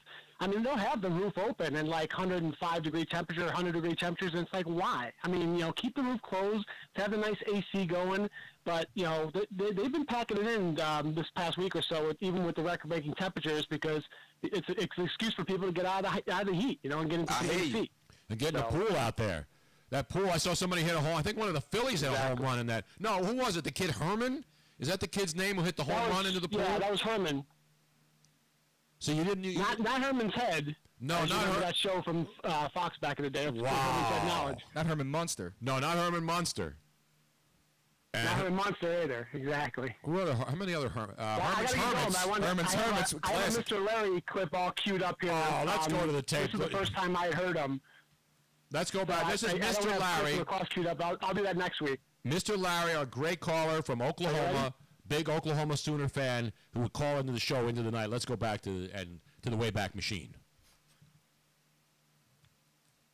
A team, though, that's still in the hunt, even though they're not the best team in the country, as I've been trying to tell Mr. Larry all year long about his Oklahoma Sooners. Hello? Mr. Larry, Oklahoma and Oregon in the BCS championship game, how many points will Oregon be favored by over your Sooners? Are you crazy, man? What are you talking about, Tony? I'm asking you a question. BCS championship game will be played next Monday. The line would be Oregon by 8. I think you should be smoking, Tony. What are you talking about? Oklahoma will beat them by 7 points, man. Are you going to College Station for Oklahoma, Texas A&M? I'm not going. I'll be in Stillwater, man. You're going to be in Stillwater? Yeah, for the Oklahoma. I won't play Oklahoma State. I'll be in Stillwater. You be drinking Stillwater or bog water? I'll be watching the game in Stillwater. I'll be in Stillwater. Oklahoma State. I've been trying to keep you calm and composed all year long when you keep hyping up the Oklahoma Sooners. They're still a good team, but they're not the best team. Hey, Tony. Hey, listen to me. Tell Team K to stop talking about Oklahoma because this is a team that won 7 national championships, man, okay? Oregon ain't won anything yet. Till they win one, they can top it. As of now, they don't have nothing to say. There he was, the great Mr. Larry. I actually have another great Oklahoma Sooner. Who's that? Sooner guy, right? I come to see a man get his ass whipped. That's the great JR. Jim Ross, of course. Speaking of which, he has not gotten back to me after Jim Ross, my dilemma last night, where I cannot think of what position this particular chokehold is in MMA. The 69 choke. The 69 choke. Did you see that, Thomas? I didn't see this video. A woman in MMA over the weekend. Crapped her pants. Basically crapped her pants in the ring after she was taken down I heard about that. Yeah, I was too disgusted when I heard about it to even check it out. Yeah, I don't want to watch that stuff. So of course, last night, that's something I'll check out there. Last night at dinner, they passed the phone around. Yeah, they passed it around showing the video while we're trying to eat Tony Bruno wings at the Jughandle Inn. And so I said, well, I mean, it could have been worse. It could have been that. What is that position called? The one where they're in a 69. Now, there's the atomic, what was a kid where you put the leg, you get that person behind the leg, and then you go down, you fall down. The atomic drop. The atomic drop. Or the naked, that's also known as the naked chokehold. Well, you can't do an atomic drop or a tombstone in MMA, Tony. It's illegal. I know that, but I'm thinking of moves where you get somebody's head between your legs. But that was a tombstone. The particular one that I am thinking of is where it's pretty much a 69, except the person that's on top can really get the... No one gets into that position. You're usually trying to pin the person from the shoulder, head area, I know, head. but it's rare. But I've seen it happen, and I know that there's a name for it, but I don't know what it's called. It's called a Cinemax. Talking about a rear naked choke? No, it's not a rear naked choke. It's the rear naked choke Shannon is where you're behind it. But no, Shannon Tweed never did that. And it's not the guillotine. It's not the guillotine. I was thinking, well, maybe it's like the reverse guillotine. No, that's no such move, Robin. There's a rear naked choke, Robin. Rear naked choke? No, the rear naked choke is the when reverse cowgirl is not the position we're talking about. The rear naked choke is where you're from behind and you are pretty much on the person's back, and then you fall, and then you choke them around the neck. Correct. And you have their waist around your legs around their waist. Correct. Now maybe there's a reverse one where. No, that wouldn't make sense. No, that's called military position, Robin. That's what that's called. No, like where you. Hey, Tony. You have somebody Tony, real quick, I have to get going. He's got to get going. You going to work tonight? I know you've been talking about you've been pimping that Ting service. Have you cut your cable cord yet, or DirecTV yet, or? No, we don't have DirecTV. We have Comcast, and my bill's $230 a month. And the service is great. You gotta get PlayStation View, Tony. You got to go with PlayStation View. I cut my cable, Cox Cable, back in April. I'm paying $37 a month instead of with the internet it was like $250. But I was paying for the cable service like $180. See, the problem is you got to have internet. A month, man. You have to have unbelievable. But you have to have internet first, and to buy internet is the most expensive thing. Because once you have internet, then you can get all the other things online. Like I just saw today, this afternoon, Netflix has now moved ahead of cable. Did you know that? Netflix, for the first time ever, has moved ahead of cable. Right. Well, I'm thinking about canceling cable altogether. Just keeping my Netflix and just keeping the internet. The problem is, I can't tell the difference. You get like the $30 Roku players, like the Roku Expresses, and then you hook them up to each TV. And I'm watching you on YouTube right now live, and I can go to like Netflix from there. I can go to PlayStation View's app from there and watch live TV. It's awesome, man. That's the next step you got to do in getting rid of these outrageous bills. I got to find a way to pirate the internet, though. I got to get some sort of roof antenna where I can steal signals. A roof antenna. I'm going to get up on the roof. There's probably plenty up here in South Philly. I'm going to concoct some sort of I'm going to have Brian go up on the roof with me here in South Philly when it's not too hot and the tar's not melting and we get all stuck on tar. And we're going to make an antenna. We're going to make a dish. And we're going to get every single channel. I'm going to get one of those. My neighbor next door to my... All right, Thomas. There he is, ladies and gentlemen. Let's give him a roaring round of applause tonight. Pulling up the great Mr. Larry. One of my favorite callers. And I was laughing because it brought back great memories. Because I never laughed at Mr. Larry. No. Because obviously he stuttered. And I don't laugh at people with speech impediments or any kind of physical impairment. No, he was a great caller. Yeah, he was. He would just get all... He would stutter more because when he got excited because he was such an Oklahoma Sooner fan. So this was triggering before the Trump election. Now everybody's triggered since Trump became president. But back in the day, before triggering was cool, I was triggering callers like Dean in Clearwater and Mr. Larry and all the other great callers. I knew how to trigger before triggering was cool. That's why you know what I'm saying? That's why you're the king, Bo. I'm not the king, but... You're the king, man. I could be a prince. You could be a prince. And by the way, if Prince Harry doesn't want to become king, I will gladly get in line. Although I wouldn't live enough. And he's young. I mean, he's got a shot to be king one day in England, He does have a shot. Yes, you see he said he doesn't want to be the king? No, what he said is because nobody really wants to be king, but we will do it because that's... Then why does everybody watch Game of Thrones, though, if nobody wants to be king? What do they fight for and kill each other and sleep with their sisters and brothers and aunts and uncles on that show for? What are they fighting for in Game of Thrones, Robin? They're fighting for... Winter is coming. Yeah. Winter? Some people are fighting for power, and other people, like Jon Snow, are fighting to save the world. But don't they want to be... What's the game? What's the stupid throne, then? Who sits on the throne? The Throne of Swords? Whatever the hell the throne is. Nobody cares. Well, unfortunately, a lot of people do care. I love it. I actually do love it. Then why don't you play it? I don't care. I don't watch the show. And again, I know a lot of people do, and you watch it till the cows come home. I will not watch that show from episode 1 to try to get caught up. I thought I said... My days of trying to catch up on shows that are 4 seasons in, I will never do that ever again. I thought I said I would never see Star Wars. That ended.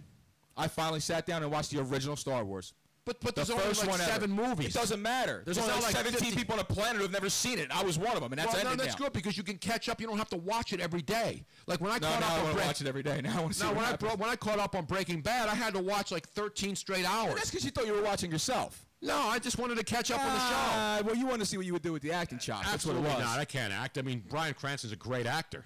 Ladies and gentlemen, we have breaking news right now before we take a break. Breaking news it's almost like the atomic clock. I know, every time. It's almost like when the winter solstice and the summer solstice, when you know what's going to happen, Groundhog Day. This show is on every Wednesday night. Sometimes we're not on Wednesdays, but normally it's Wednesday night from 7 p.m. to 9 p.m. Eastern Time. And what occurs 99.9% of the time during this 2-hour period, Luigi? Well, she hasn't done it in a long time, to be fair. I know. Robin's mom will call into the Robin's mom will call in live. And then I have to go into my Bill O'Reilly bit and do it. Does she not know? How long have we been doing this podcast, Robin? I know. We'll do it live. Okay. No. We'll do it live. F it. Do it live. I'll write it and we'll do it live. Fucking thing sucks.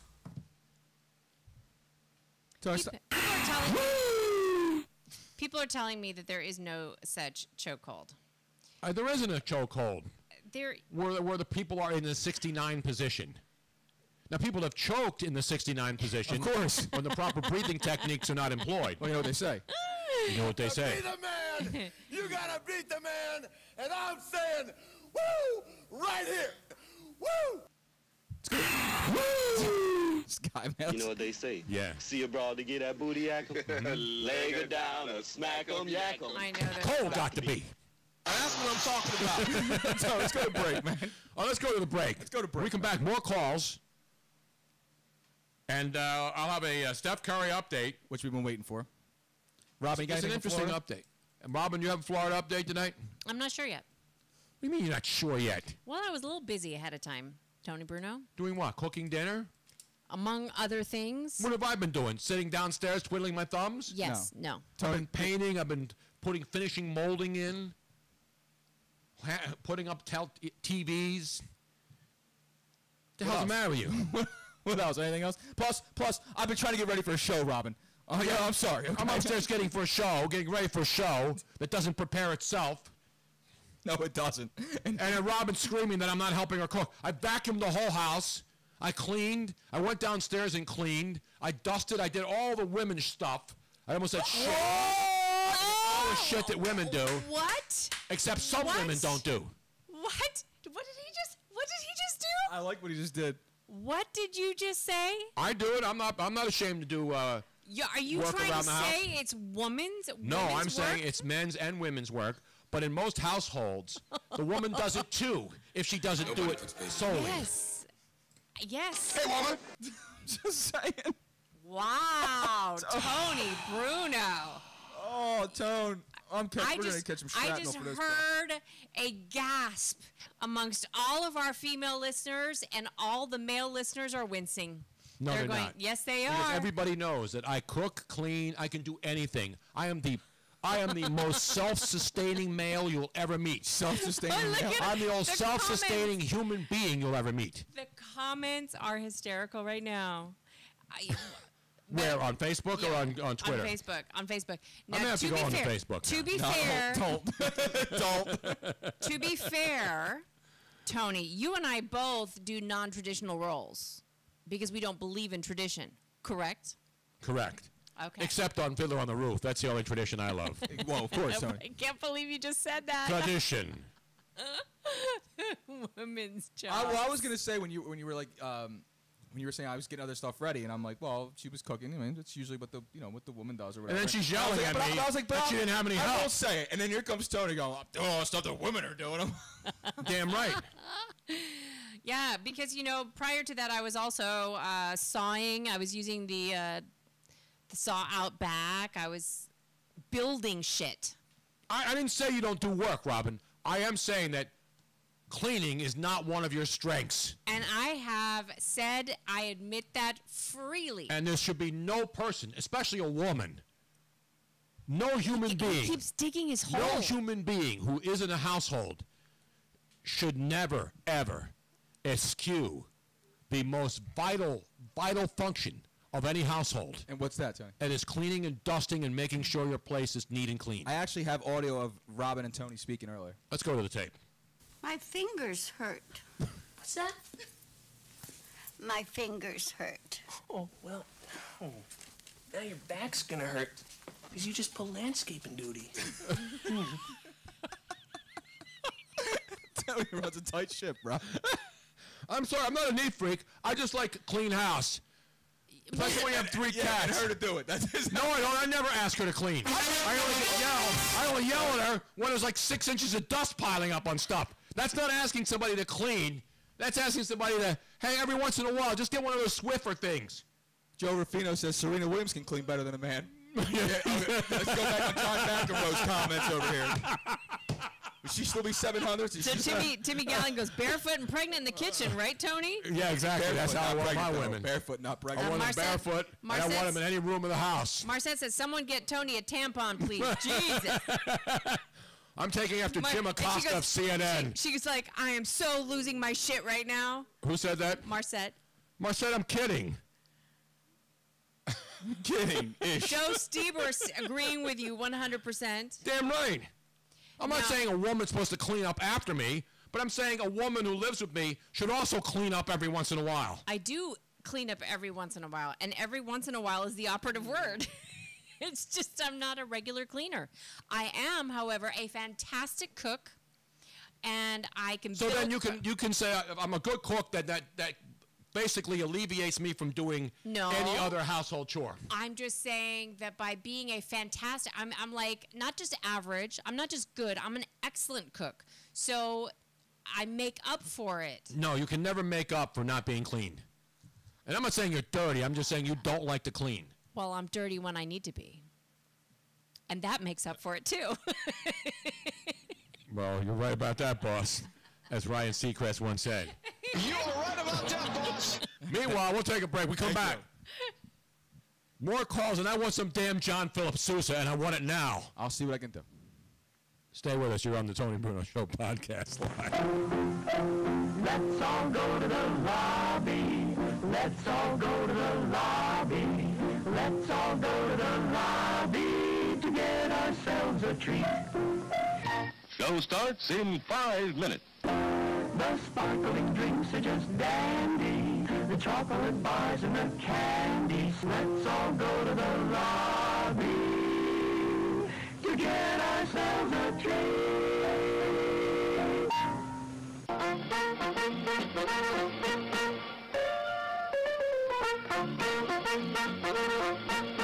We're happy to have you with us this evening and want you to enjoy every minute of your stay here. And while you relax and stretch, visit our concession where you'll find something to please you. There are ice-cold drinks and many other pleasing treats. Our drinks, satisfying and refreshing. They're so good.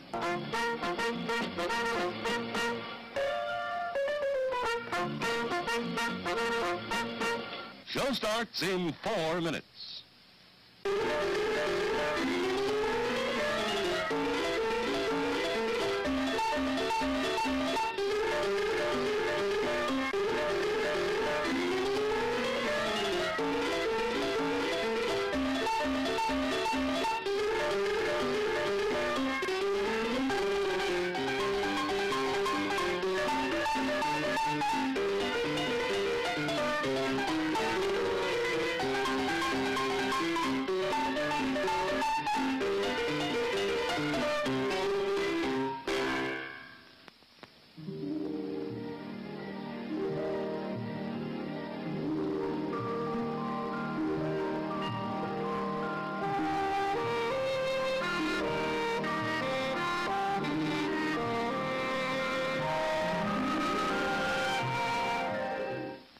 Show starts in 3 minutes.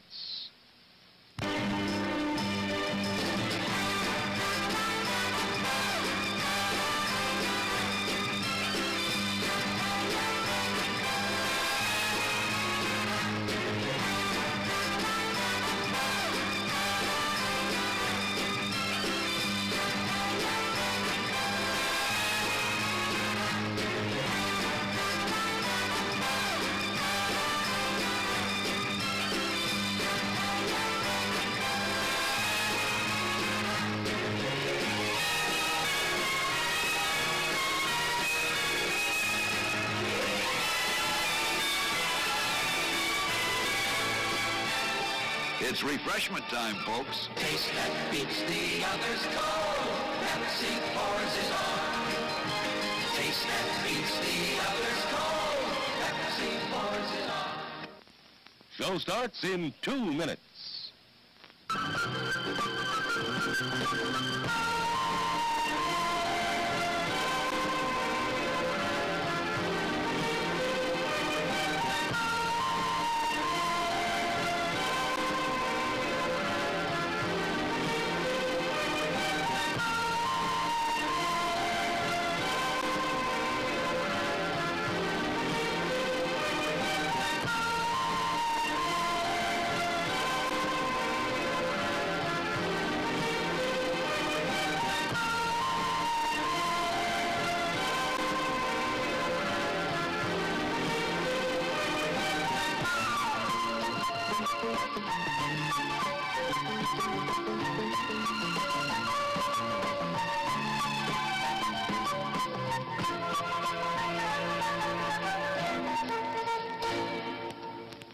Show starts in 1 minute.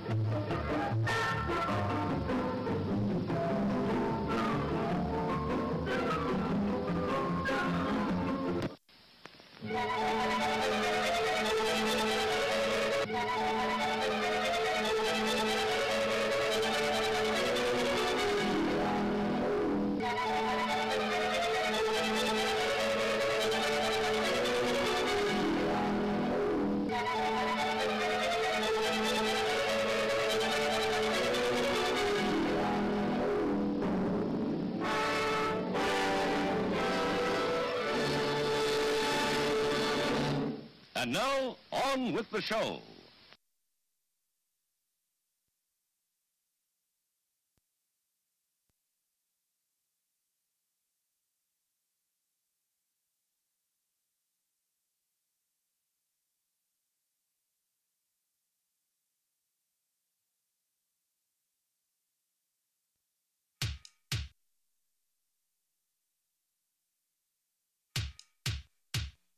Dum da da dum da da dum da da dum da da da dum da da dum da da dum da da dum da da da.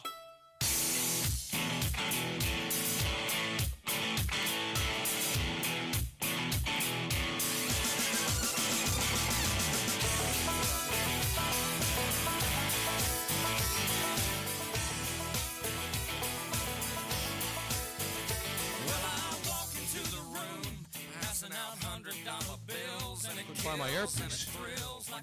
Now, I said I was stuck, and Robin's not even paying attention. It's pick on Robin night tonight. You notice? Yeah. Oh, I'm sorry. Was that woman's work too? No, it's called. I'm struggling to find my earpiece, and I'm saying, "Hello, Robin. I'm stuck here. Can you help me?" I could not hear. I had my. And then luckily Brian Martell is here. Yes. And he helped me. You still need help, I see. No, I can get it in there. I just have to. It was That's like, what she said. Yeah, exactly.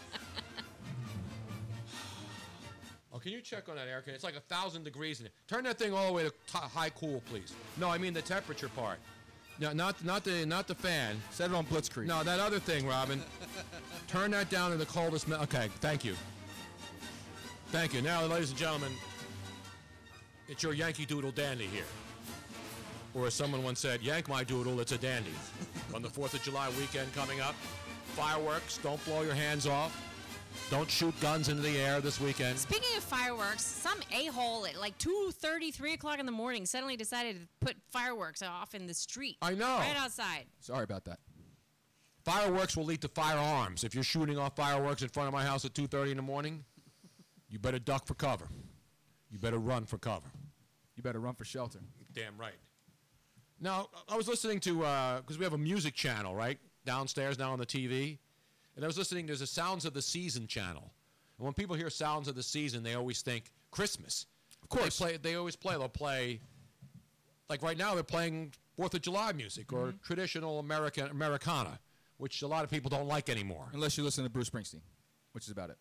But I don't like Bruce Springsteen. I know that, Tony. I'm just saying he's the only one who's playing. Like even Born in the USA, I never liked that song. No. Did you I ever like that the song? Neil- I was more of a Born in East L.A. kind of guy. Well, I was too. I do Cheech and like Chong, the other bro. one, the Neil Diamond, Coming to Coming to America is a That's great way song. better. But John Philip Sousa, when you think of the great songs that guy put together, Stars and Stripes Forever, I mean, the list goes on and on and on. Is there anybody who's created more? And there's been a lot of people who do patriotic music. I'm not talking about artists. I'm talking about composers. You know, because a lot of country acts do a lot of the patriotic songs. Who's the one guy that had the really big song? There's a bunch of them. Lee Greenwood's done a lot of patriotic songs. Toby Keith's getting pretty. Toby Keith, but Lee Greenwood did the original songs that, you know, the Americana songs, the tributes to the troops and all those Right. songs. Well, a lot of them are country songs. That's what I just said, Yeah. Robin.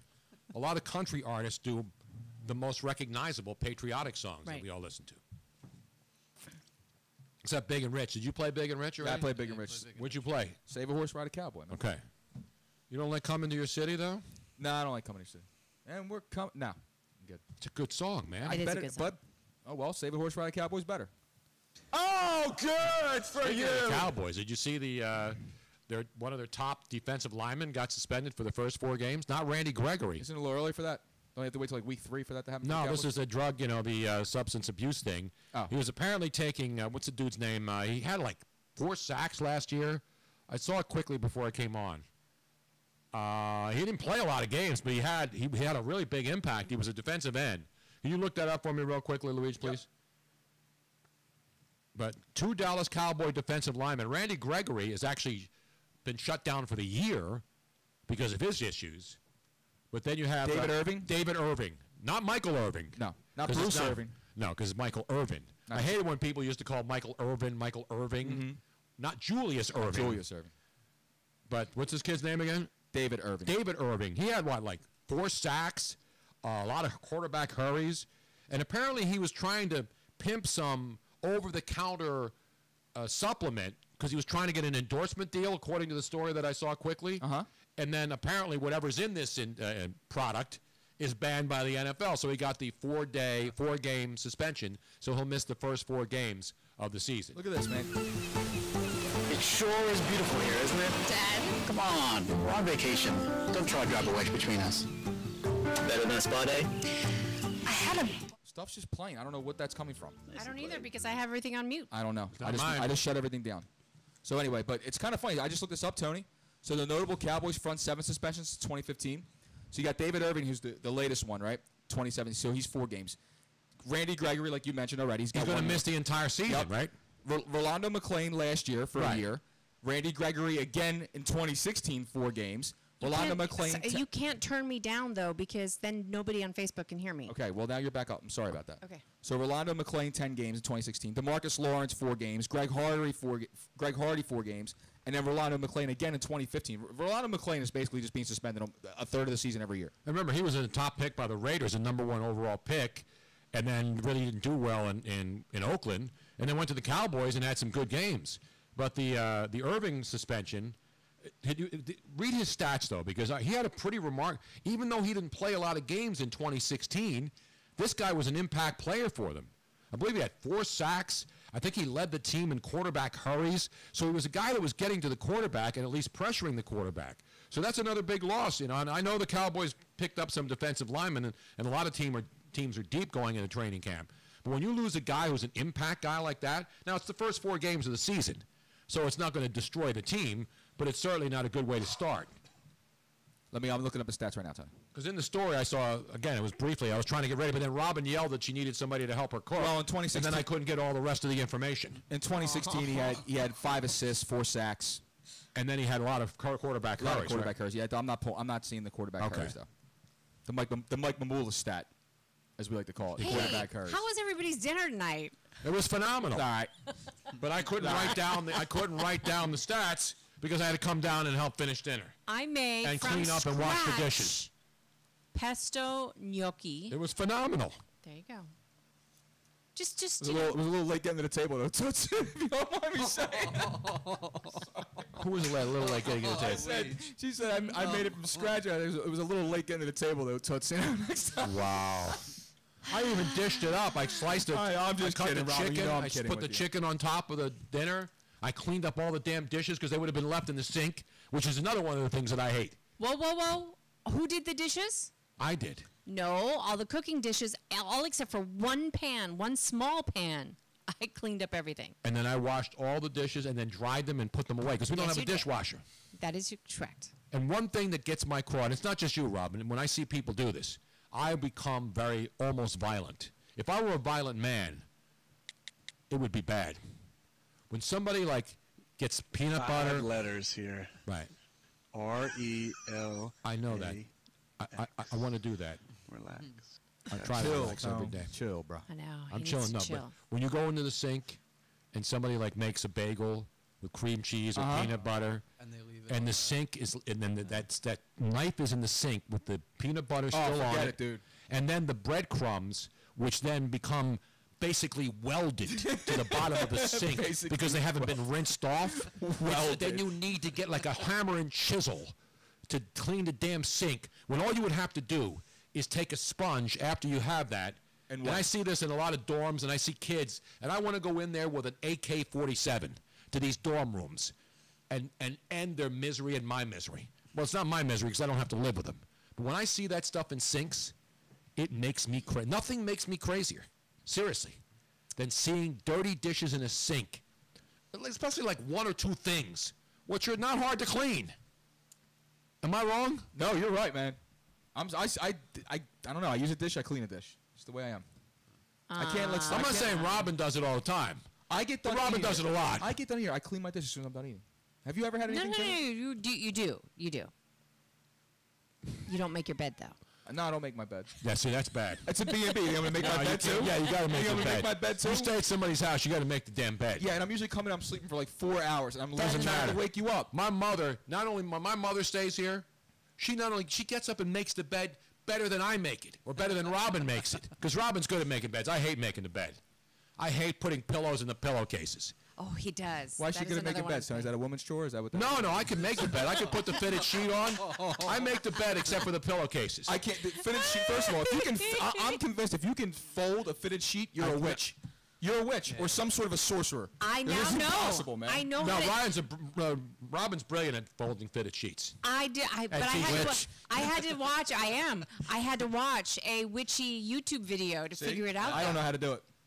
I did not know how to do it. It still doesn't fold. It doesn't fold perfectly, but it folds the best way you can. Yeah. Because I would just crumple it up. I get frustrated trying to get those corners in, and I just fold it into like a ball. It's like whatever. Here you go. But like towels and sheets and stuff, I fold them beautifully. Other than the fitted sheet, I'm very neat. And you know what? I would say 95% of the laundry gets done by Tony Bruno. Here. I can't iron. He doesn't fold it, but he does all the wash. I'll take the iron. I'll wash it. I'll dry it, and I bring it up. And I fold it on the bed. I even fold Robin's shirts and underwear and everything. I don't put it away though. I am not putting it away. I can't iron, man. That's why I don't wear sleeves or pants. I can't. I haven't ironed in a long time. Now I know. I haven't. I used to iron all my clothes. Now I just buy stuff I don't have. Now, well, I pretty much dress like a bum every day too. It's the only reason I have renter's insurance because I iron. Now I found out. So here's another little insider tidbit that's really funny. So I would think because Tony was on TV a lot, so I would iron his shirts every now and then he would always go back and iron them again. And I found out from his sisters that he used to be that way ever since he was a young kid, that he would get in like a complete hissy fit because his shirts weren't ironed just so. Exactly. So I said, that's Catholic school training with then you can just do it yourself. Which is a convenient excuse for Robin not having to iron. Exactly you know right. But like I can iron very well, but they're not up to your standards. You better use some damn starch. No, I don't like starch. No, I use it. He likes a little tiny bit starched, but not like a lot. He doesn't like it stiff. I haven't worn a starch shirt in a couple of years since I've been on TV. Okay. I want to be a bum. I want to dress in shorts and T-shirts every day. I know. I want to get rid of all my suits. I want to become minimalistic. I want to go on naked and afraid, except the part where you have to eat the dead animals. But are you afraid to be naked? No, I'm not afraid to be naked. All right, good. But I'm afraid I don't want to have to go out and starve to death in some stupid jungle somewhere. That's you know what I mean? dumb. If they provided me some provisions, I'll cook like myself. a nice catered meal or something. No. Just give me a freezer. Give me a chest. Give me a freezer. No, just get me a nice. What are the really good nice chests now that they have? My son has them. Oh yeah. Not You're the talking about Igloos. Yeti? The Yetis. The Yetis are phenomenal. Give me a nice Yeti. Put a couple steaks in there, some burgers, some veggies. And I'll bring the fire equipment. I'll bring the lighter, the flint thing to make my own fires. Okay. I can start a fire in the woods. I'll get my own. Give me a machete so I can cut through. I can do all that stuff on Naked and Afraid, except I'm not eating snakes or lizards or any of that stuff. No, Grubs. No. Give me the food. I'll take it out there, and I'll live in the wild. If I have to hunt, if I'll fish, I can go fish. Right. I'll go get a lobster. Give me a snorkel mask. I want to be on the beach. But I need butter though, because if you don't have any butter, the lobster's pointless. I don't want. No, I'll eat lobster without. I'll sacrifice my lobster without butter. How's that? I'll churn my own butter out there. How's that? Hey, listen, if the steaks aren't marinated, I'll make it. It's all right. I can do it. It's all right. I could pretty much eat anything because I have. I know. Speaking of a guy who pretty much eat anything, we got Jose's on the line. Let's go to the phones. Let's go to a man who understands what living in the wild is all about. Who lives out in Norristown. He lives in Norristown. It doesn't get any more wild than that. It is What Up Wednesday, after all, and we say, What up? What up, Jose? What up, Bruno's? What up, Miss Robbins? What up? What up, Luigi's? What up? What up, Brian Martell's? What up, Jose? What up? Nothing much, yo. Oh, can we give Joe one of those, yo? Who are we going to give one of those? Oh, Joe Corrado? We saw Joe last night. Now Wednesday's become a tough night for him. Yep. He's got his daughter now, man. Yeah. But we figured it out. Because he has a great new place. The basement is completely finished and done. So my basement's almost going to be done before his. Yeah, but because Wednesdays are so tough for him because he has to take his daughter to gymnastics class, we're going to go over there a couple times. We'll set up, and then he can take, while we're setting up, he can take his daughter to gymnastics, and then he would only be about a half hour late to the show. Beautiful. So we'll figure that out. And then we're going to do ours in the cellar. We're doing it from the dining room now. We're going to move into the cellar. Yeah, we're not calling it a basement. Dining room Bruno. Exactly. I'm not in the living room like Sunny Hill. I'm in the dining room. We're calling it a cellar. We're going to call it the Tony Bruno Whining Cellar. Not wine cellar. Whining cellar. Go down there and bitch and complain. We'll bitch and complain. That's what we do. But we're like everybody else. Everybody bitches and complains. I don't. Absolutely, man. Yes, you don't bitch and complain, Robin? No, I don't. Yes, you I do. burned my pesto. That was you. That Robin was you. screamed. All I heard is like 15 goddammits and the F-bomb, which I never use, by the way. I put nothing. You know what the difference between the Fixer Upper show and us doing a DIY show would be? We'd be screaming at each other the whole time? Yeah, there would. We need shows like that. There, in the Fixer Upper show, 90% of the time they're fantastic. That's what ends up on air, and then 10% of the time, I'm sure that they do yell at each other, snap at each other. There would not be enough footage of us being nice to each other when we're working. Yes, there is. No way. Yes, there is. No way.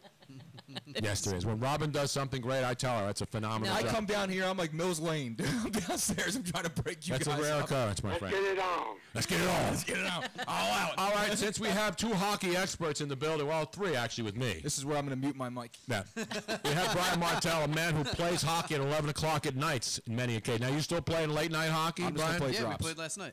Oh, what was the score? 4-4. You're not saying this Who won? correctly, Bruno. We have late night hockey action, yo. Exactly right, man. Exactly right. Now, were you watching the NHL draft last Friday night, Jose? Yes, I was.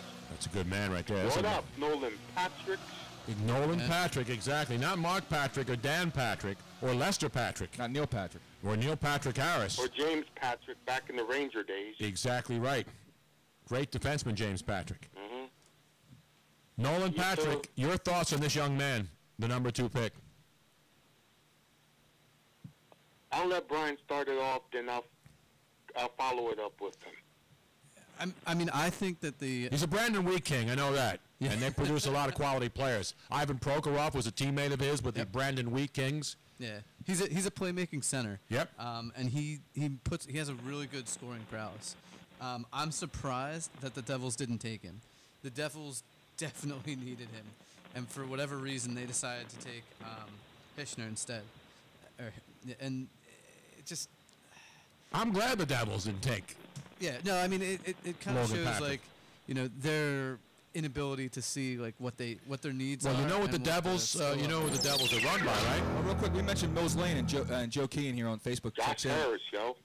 Joe Keane checks in on Facebook. It says, today's the 20th anniversary of Mike Tyson biting Evander Holyfield's ear off. Is it 20 years ago? 20 years ago today. Wow. Where were you when Evander Holyfield his ear was bitten off by Mike Tyson, Jose? Oh man, I was in Philly watching that fight with my dad Beautiful, man. when that happened. Everybody remembers Robin, where were you when Mike Tyson bit Evander Holyfield's ear off? I mean, he took a chunk out. It wasn't just I know. He did it twice. He did it twice. I know. Yeah. I don't remember where I was. I just remember hearing about it and then watching the video and then the blood gushing. And The amazing thing about Mike Tyson, I mean, here's a guy who went to prison for rape, right? And then people said, oh, he'll never fight again. This guy's, his career is over. Then he bites Evander Holyfield's ear off, right? And then people are like, oh, this guy's an animal. And now when he still walks around in Vegas, he's like the Pied Piper. Yep. Everybody loves Mike Tyson, right? So you can do horrible things in your life, but if you get your life in order and straighten them, now I'm not talking about mass murder or people like that who are in jail for the rest of their lives, but the only guy I don't think who'll get that kind of slack is O.J. Even though O.J. didn't go to jail for the murder of his wife and Ron Goldman. He's coming up soon. I know, he's got parole up, but he went to jail not for murder. He went to jail for going in with guns in some hotel room where there's paraphernalia being sold, or actually... wasn't he stealing back his own memorabilia? Yeah, it was memorabilia, and he went in at gunpoint to take memorabilia back that was being sold that was his. Allegedly belonged to somebody else, though.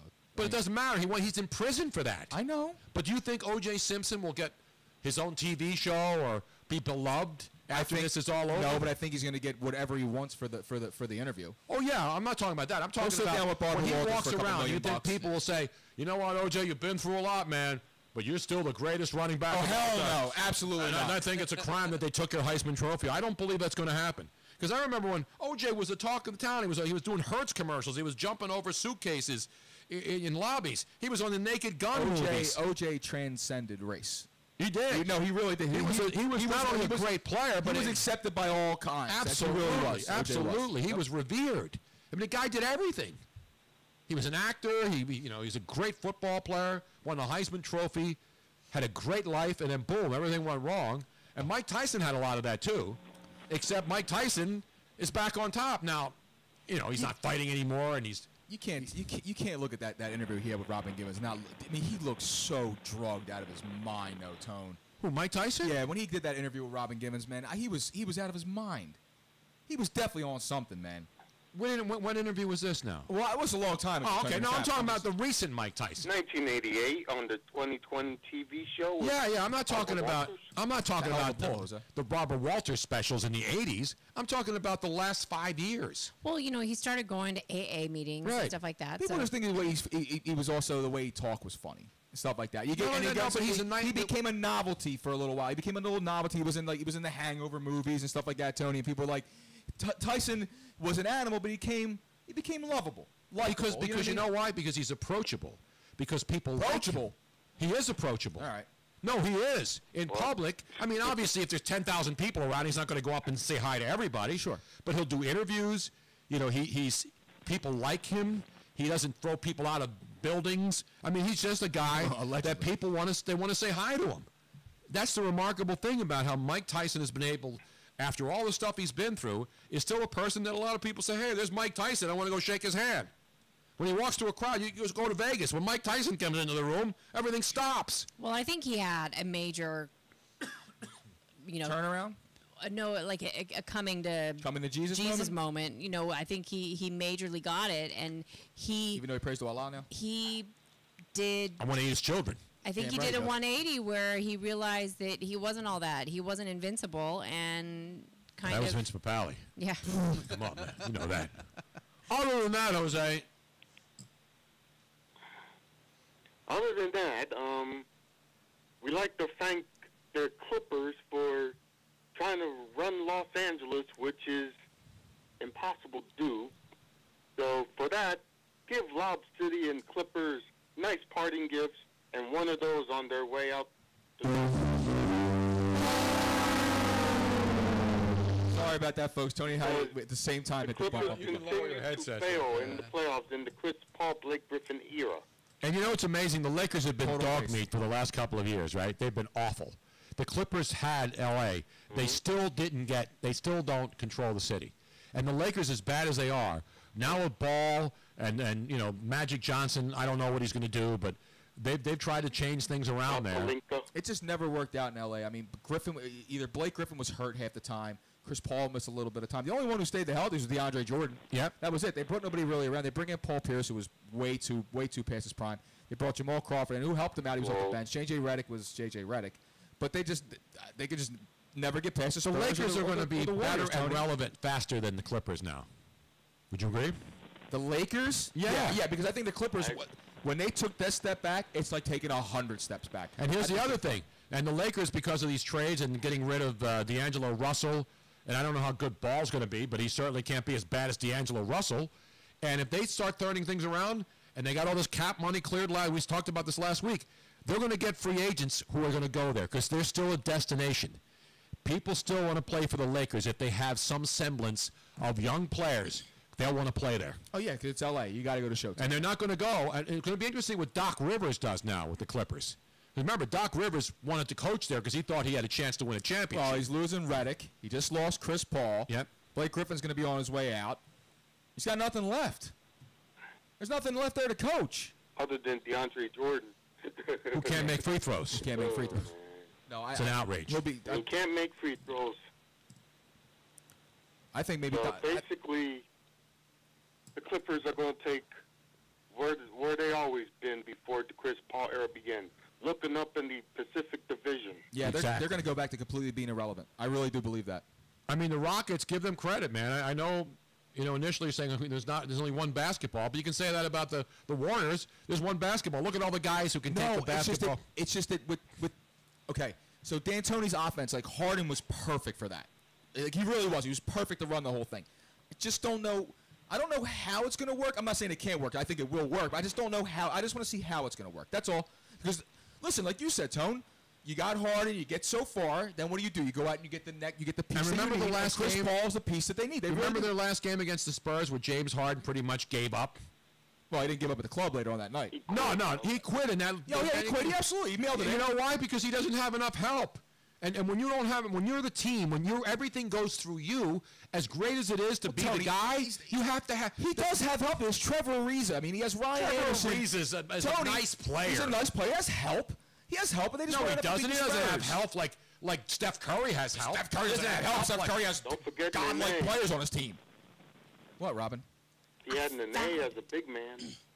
We've been sitting here talking sports, and you're over here looking at porn. No, I Robin found the found damn position that I knew I was talking about. It is the reverse triangle chokehold. The reverse is it a real legitimate? It is a real legitimate. I knew it. It is a reverse triangle chokehold. It's both in MMA and WWE wrestling. Not the reverse cowgirl. Nope. Which most men and women seem to enjoy. Reverse triangle. I had some of that. It was pretty good. It is good. It's At the Triangle Tavern? No. No, no, not at all. Did you have any tripe? No. It is also known as an inverted triangle chokehold. So This is thank great, you. Thank you very much. I was right. Let me give Robin a roaring round of applause. I got it. I didn't know she was a Dan Gable fan, a big wrestling aficionado. Now, this is not WWE. This is like collegiate wrestling. This is like real wrestling, not WWE. It's like Greco-Roman wrestling. Exactly. That's great Greco-Roman knowledge. Thank you, Pat. However, it is also used in those. It's in MMA. It's in WWE. Has The Rock ever used this move? I don't know that. No, it's not that part of I the don't Rock. know. It's not part I of think the he Rock's did. arsenal. He should have done it in that Baywatch movie. Maybe more people would have gone and seen it. Did anybody go see it? But No. Joe Ruff doubted me. He doubted me. So everybody's got to apologize to Robin now. I want everybody in unison to say, "Sorry, Robin." We're sorry, Miss Robbins. Thank you. Thank you. I will post it. I'll post the reverse triangle MMA video. Reverse triangle. Yeah. Wonder if Bruno Sammartino ever used that move. No, back I in the doubt day. that, Tony. Now we have the Chris sound of. Priota is saying that's not really a 69 position. Hell yeah, it is. Let me see this position because I'm trying to look at it now. Okay, hold on a second. Let me get Reverse a better triangle. Reverse triangle. That's not like the figure four leg lock, is it? No. No. It's a sharpshooter. It's like the people's elbow. It's not the people's elbow. People's elbow. Our wrestling crowd's going to what do really you be call into this that? show today. That is definitely 69-ish. It is. It is. Yeah. Because he's got the guy's leg Oh, between Bruno, his. I forgot to mention. Yes. You know how many days to the start of the NFL training camp facilities open? No, we have a countdown clock up already? How many days? For me, it is. How many days? I think it's 67 days, yo. No, it's not 67 For the days till National training. Football League. Not the training camp. We're only a couple weeks away from training camp. Yeah, I think we're like 3 weeks out, right? Less than that, maybe. That's not 57. You mean the start of the first preseason game, Luigi? No, Jose. Jose? Oh, the start of the season. The start of the season. I was going to say. So how many days till the season opener? And 70 some odd days, yo. 70 some odd days. That's we not a don't very count accurate the countdown clock. I know, Luigi. 70 odd some days. You look in the corner and it Yeah. says such and so, 1 hour, 1 What day. time is it? It's around 3:30. That's what Jose said. I got a dilemma that day, man. I'm the best man at my buddy Mike's wedding at the aquarium. NFL on Fox Music. Yeah, let me give you a little NFL on Fox here. International Football League. I got a dilemma that Sunday. Training camp facilities. You tell your will be friends. opening all throughout It's the opening day of the NFL. No, I man. think I'm going to the game right from the wedding the next morning. the wedding should be at the game. It's at the aquarium, so it's not too far away. You can go to the Sixers practice facility right next door. I can go there when I go to work. Joel Embiid will be in there. JoJo? JoJo will be in there. Hopefully he's still healthy by the NFL season start. Be all right. And Joe Ruff says, can't wait to hear about everyone's stupid fantasy teams. Exactly. Just listen to the show every Wednesday night. When's the fantasy draft happening? Putting a league together now soon. We got to start pulling the draft order in about 2 weeks. Really? Yep. We'll be pulling other things in 2 weeks too, pal. Pulling everything every day. It doesn't matter. Exactly. It's ridiculous. All right, Jose. Other than that, I forgot to mention, and I'll go from here. I haven't listened to the Al Davis cut because I get to listen to the greatness of the Raiders, yo. The greatness of the Raiders. I don't have that in my machine right now. I don't have it, Tom. I got to load more stuff. Man. I guarantee you by this football We'll season. be back. The Raiders will be back. If I wasn't in my basement 10 hours a day, I would be loading more sound. See Amari Cooper show up to training camp? No. For only 30 pounds of muscle, man. You mean OTA? Whatever. He looks like a freaking linebacker now. He's a beast, man. He's all yoked. It's the greatness of the Raiders. All right, Jose. That's my squad. That is all your right, squad. guys. Bye, Thank Miss you. Robbins. Thank you. Derek Carr. Arrivederci. The great Jose.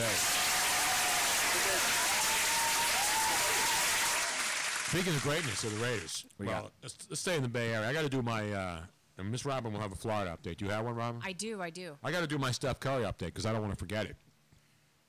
Steph Curry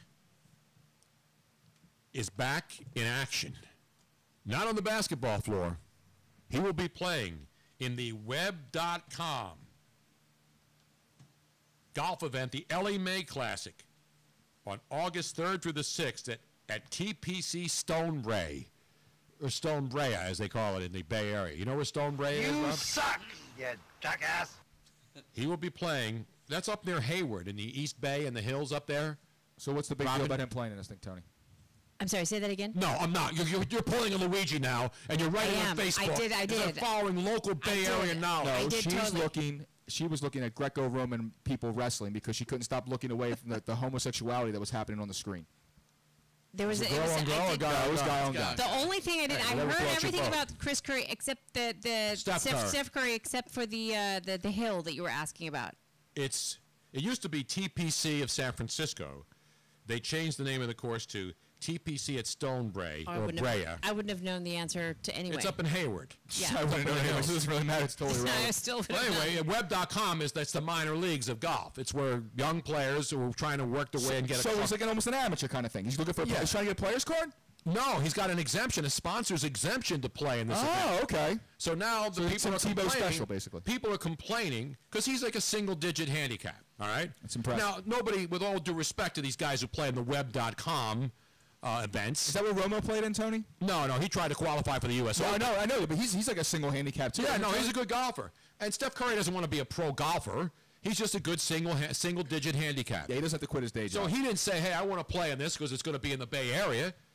The sponsors who run this event know that the tournament's going to be in the Bay Area, and there's like 150 golfers are usually invited to this, and a lot of these golfers doing this for money. They're trying to move up the ranks and get their PGA Tour card. Sure. Because this is like the minor leagues of the PGA. Right. It's the web. It used to be called the Nike Tour or whatever it was called. So Steph Curry, the sponsors who are trying to make money as well, people are complaining that, he's taking away, you've heard this, like Tebow's taking away somebody else's chance to make the majors. Here's where that's BS. Because the sponsors of this web.com event, they have 2 exemptions at every tournament. They can invite anybody they want. So are you going to invite a guy who could be, marginal? Because by August, most of these events are over. So here's the reason. There's 26 events on this web.com tour on the schedule. 26 of them. 150 guys per week play on average. That means, and I broke these numbers down. Oh, here we go. That means there are, where the hell's the number?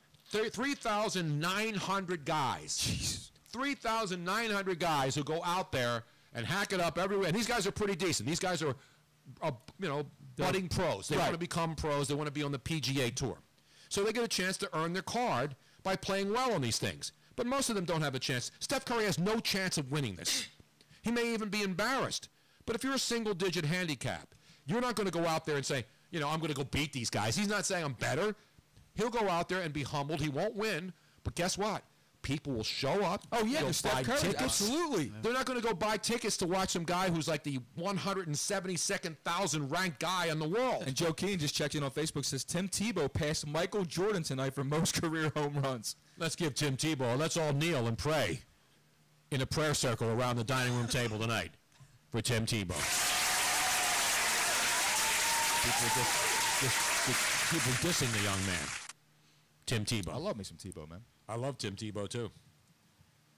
So is he taking away somebody's deserving spot? No, he's not. He's a single. He deserves to be this single handicap, man. Now, again, he's not going to win, but you're a fan, and you're going up to this golf tournament. First of all, you know, most golf fans who go to PGA Tour, they're looking for the stars. You know, they appreciate great golf, and all these guys are good. And there's there's no bigger star it's going to be there than Steph Curry. Exactly, man. Doesn't matter. So Steph Curry goes out. They sell money. They sell tickets. Web.com is a sponsor because they're paying to be a sponsor. And when sponsors pay, and they're not, that's why you see all these bowl games change names every year. You know, some company gets in, they don't sell enough tickets, they screw this, we're not making any money. Sure, yeah. There's 12 people in the stands. It's on ESPN 3, and it's on at like 11 o'clock in the holiday weekend. So you're basically the Florida Marlins. Exactly. Or the Miami Marlins. So I have no problem with this, and I don't believe he's taking anybody's deserving spot away. No, as I mentioned, 3,900 guys go out and play in this tour. It's incredible. For one weekend, one guy out of 150 is not going to hurt anybody's chances of becoming a PGA Tour professional. If anything, he brings a little something to the tour. He brings fans to the golf course who will not only root for him, they'll watch these other guys.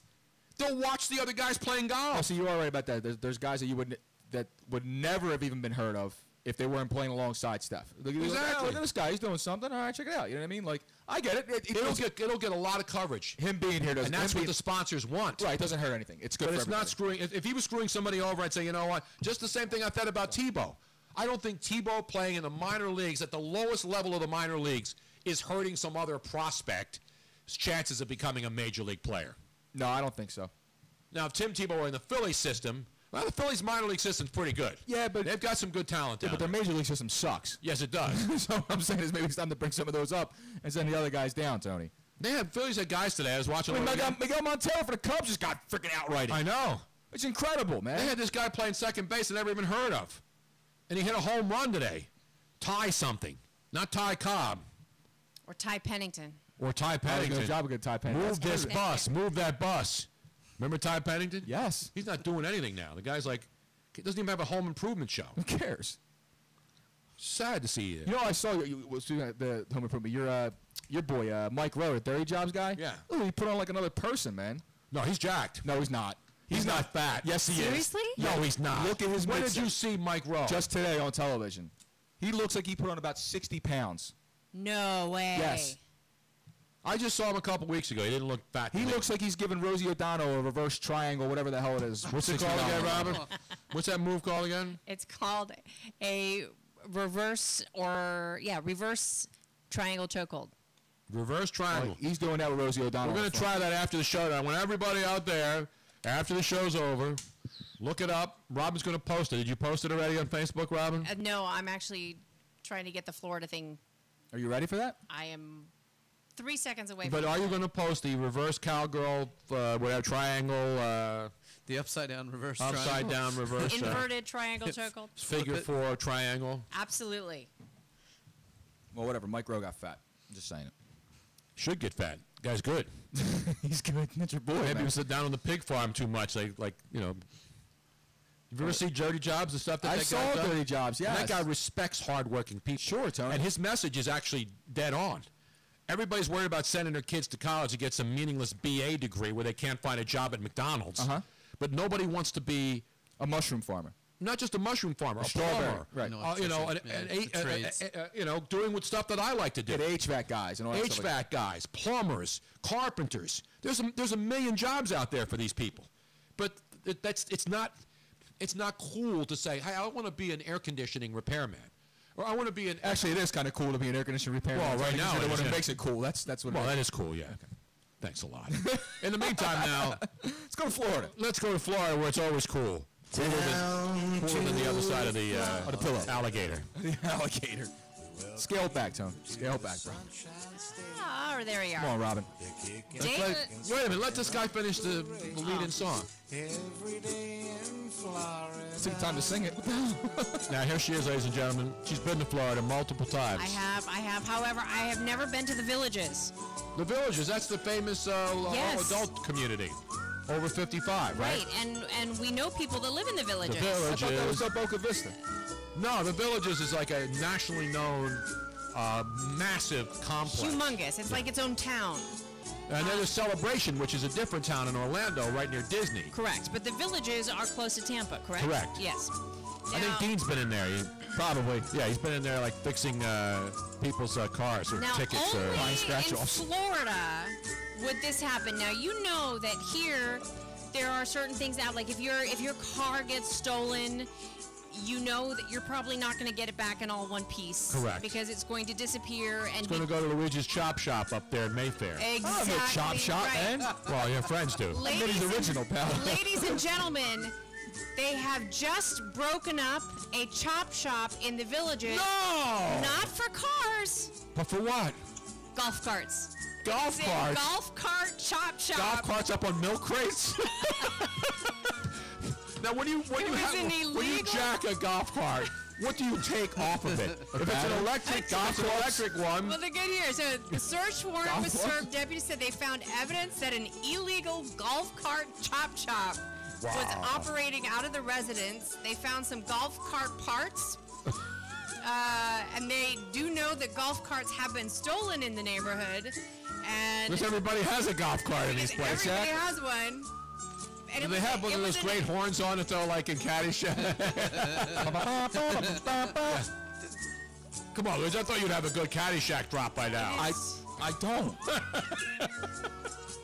Now, not only were... Now, are they gas-powered ones that, where you step on the pedal and it starts the engine, or are they battery-operated ones? I don't know. I mean, like the I think one of the number one stolen cars here in the United States is still a Honda, right? Like No, the it's like Honda for Civic? Toyota Corollas, wasn't it, for a long time? Honda Accord was the biggest. Honda Accord and Toyota Corollas also. Is there a certain golf cart model that is also the number one choice of chop shop golf cart chop shops? Don't tell me you're Jewish. Exactly. So yes, They take the tires. What are you going to do with those tires? Are the batteries worth something? Again, if it's an electric engine, there's not much moving parts there. It's a battery. But if it's a gas-powered engine, you can take that gas-powered engine, and turn it into a lot of different things. Well, you can scrap it though, Can you scrap the metal from the golf carts? But usually, good money, right? Usually, chop shops they sell parts to other people, right? They're not bringing it to a smelting factory and turning it into a Lamborghini. Is the cop stopping you to check the VIN on that? I don't know. Come on, man. Like, you know what I'm saying? So how many golf carts have mysteriously vanished in the Villages? The story has not divested that information yet. That's a good word, right? What is this, on CNN? I mean, come on. Fake news. Don't they have sources? Are they anonymous sources reporting this as a chop shop? We need accuracy. You know what's even sadder? So apparently there was a guy that was renting a room out of an elderly person's house, and this is where he had the illegal chop shop. The elderly person who owned the house says that she was unaware that any of this was going on. Wait, so she's renting a room to me. You know what I'm saying? But she's renting a room in the house where this guy was taking in golf carts and chopping them apart, and she was completely unaware of it. Yeah, it was the man, that's the elderly man.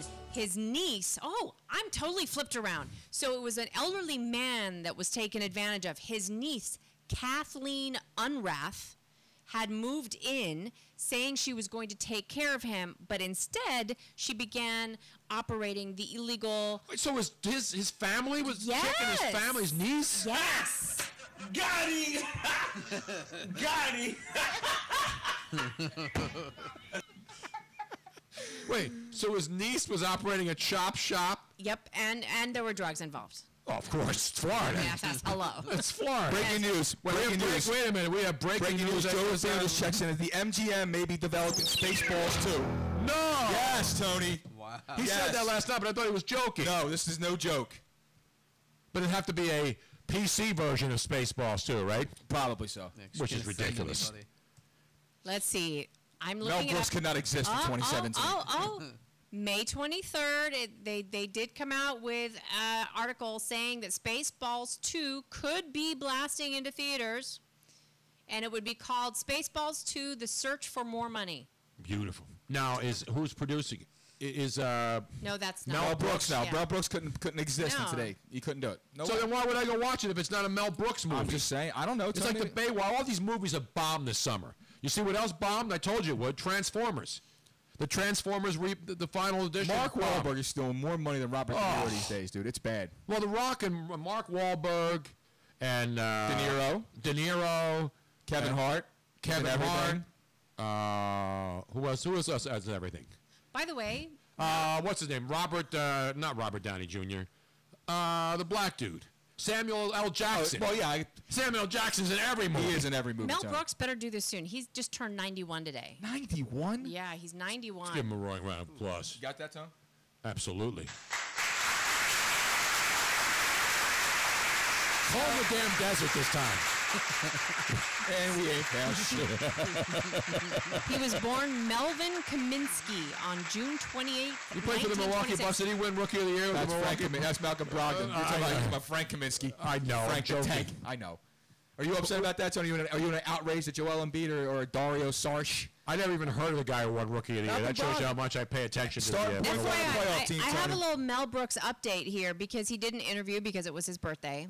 I'm still alive. Here's your interview. Mel Brooks, here's a really kind of cool little tidbit story about, we were talking about how these movies could never be made in today's day. Mel Brooks did cut one joke from Blazing Saddles for being too racy.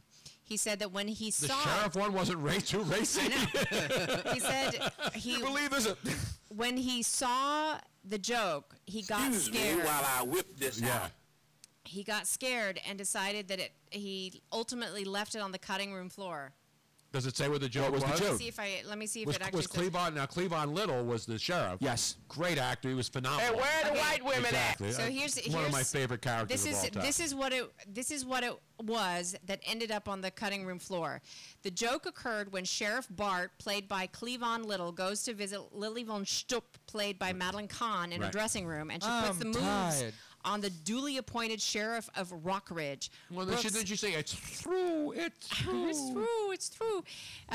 So apparently she blows out the candles and she says in her German accent, "Is it true what you say about you people?" And Cleavon says, "I hate to disillusion you, ma'am, but you're sucking on my arm." Oh.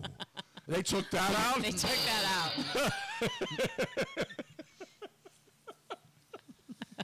Well, if it's not produced by Mel Brooks, I am not going to go see Spaceballs 2. I'm sorry.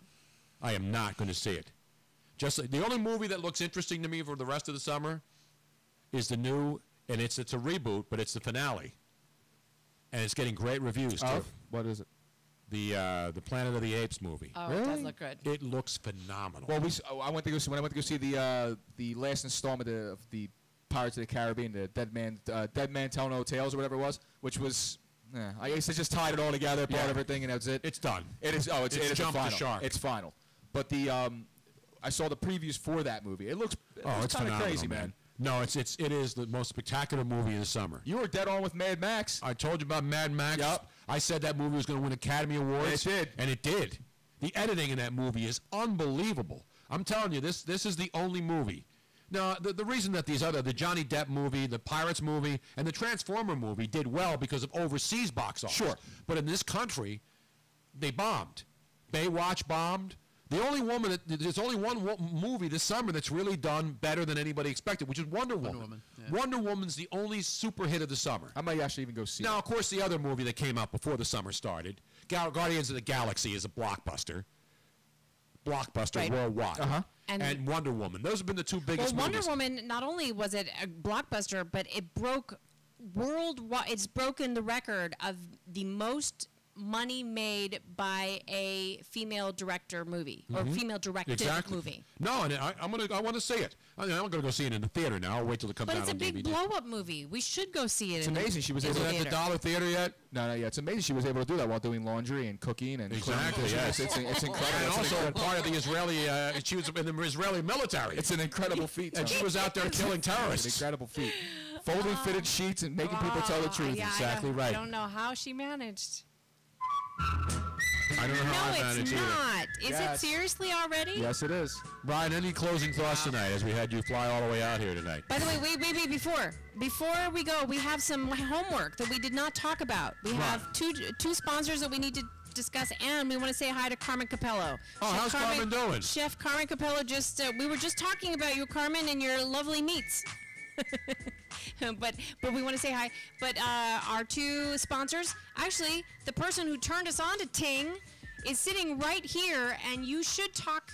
Let's have you mention how fantastic Ting is, Brian. Yeah, so their slogan is mobile that makes sense, and if you're one of those people who is looking for that perfect burner phone, that it's the way to go. I don't have a burner phone. I'm still using my You can get a burner phone Avon for Barksdale $20. special.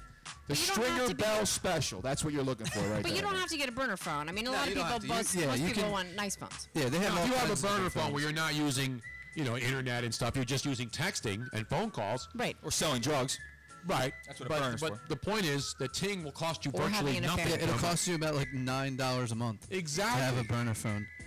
How great is that? Even Yeah. back in the day when burner phones were the rage, you couldn't get one for Right. $9 a month. But we are not exactly encouraging people to have burner phones for having affairs or doing drug deals or stuff. But if you have a second phone, like you have a second Vermont on the side, burner phones are like Vermonts. You have to have one stashed away on the side somewhere. You know what I'm saying? What we're talking about is you can just save money on your regular cell phone bill. Well, and the funny thing about Saturdays Ting are always for the is coke, it, Tony. even if you're not a Ting customer, they have like they do like weekly apps of the week and stuff like that will actually save you money on your phone even if you're not a Ting customer.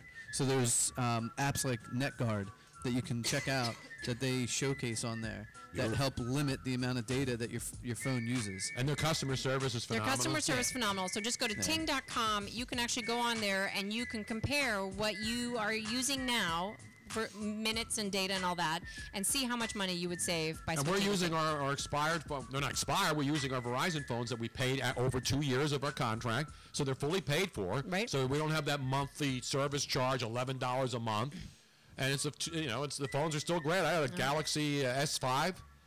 You have the Note, right? The Yeah, Galaxy the S4. S4. And Luigi, what do you got? I got an iPhone 6. That's what you got. No, I got a 7. This is 7. That's an iPhone 7 now. Yeah. I mean, and you can use any phone that you want, pretty much. There are some phones that aren't compatible, but for the most part, most phones are compatible. GSM phones and any Sprint phone, essentially.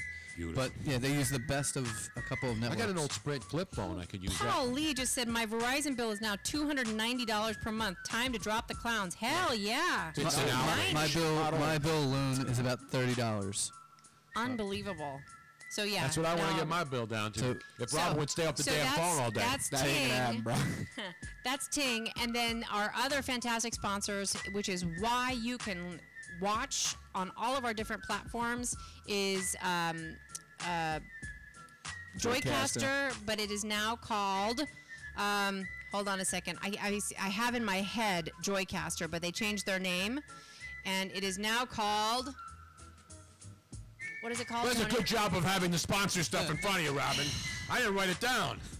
Why not? Can we give her one of those? Give her one of these. No, I'm not. Good Lord. Hit it again, Tom. Joycaster is now Switchboard. Switchboard. Switchboard That's so Live. hard to remember. Well, because I had it in, I've known it for Joycaster for so long. Well, it just switched over. Switchboard.live. If you .live? Yeah, go on to switchboard.live, and if you own a business, anything that you need to stream, you will save money and have better streams if you go to Because switchboard.live. we have how many streams of the video of this program do we have out? We do thanks three to the Switchboard. Don't cross the streams at least. Do not cross the streams. Sandy down checks in. He says, "Good show. Glad I taped the Rifleman again." God damn you, little Luke. That was great, Dan. The riflemen. That was great. We have 3 simultaneous streams right now, but we could have more if we wanted to. But those Speaking are of the only streams, ones. I got to go to the bathroom, so we should wrap this baby up. So anyway, that's all I wanted to say. Thank you. Thank you all. Don't drink and drive. Don't text and drive. Brian Martell's at Marty 5005, Luigi Curto, Robin Austin, Tony Bruno, and Forza Corrado. We'll see you next week, everybody, right here at Tony Bruno Show Live. Happy 4th of July, by the way.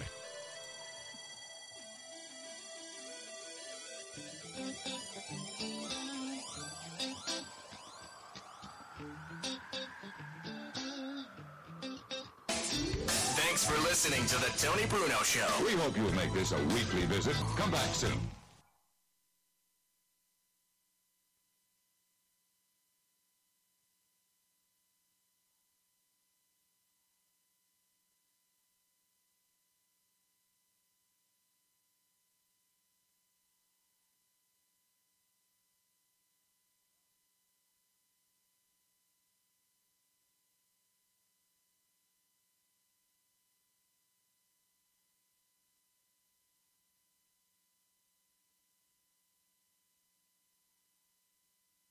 Thank you for using Blog Talk Radio. Goodbye.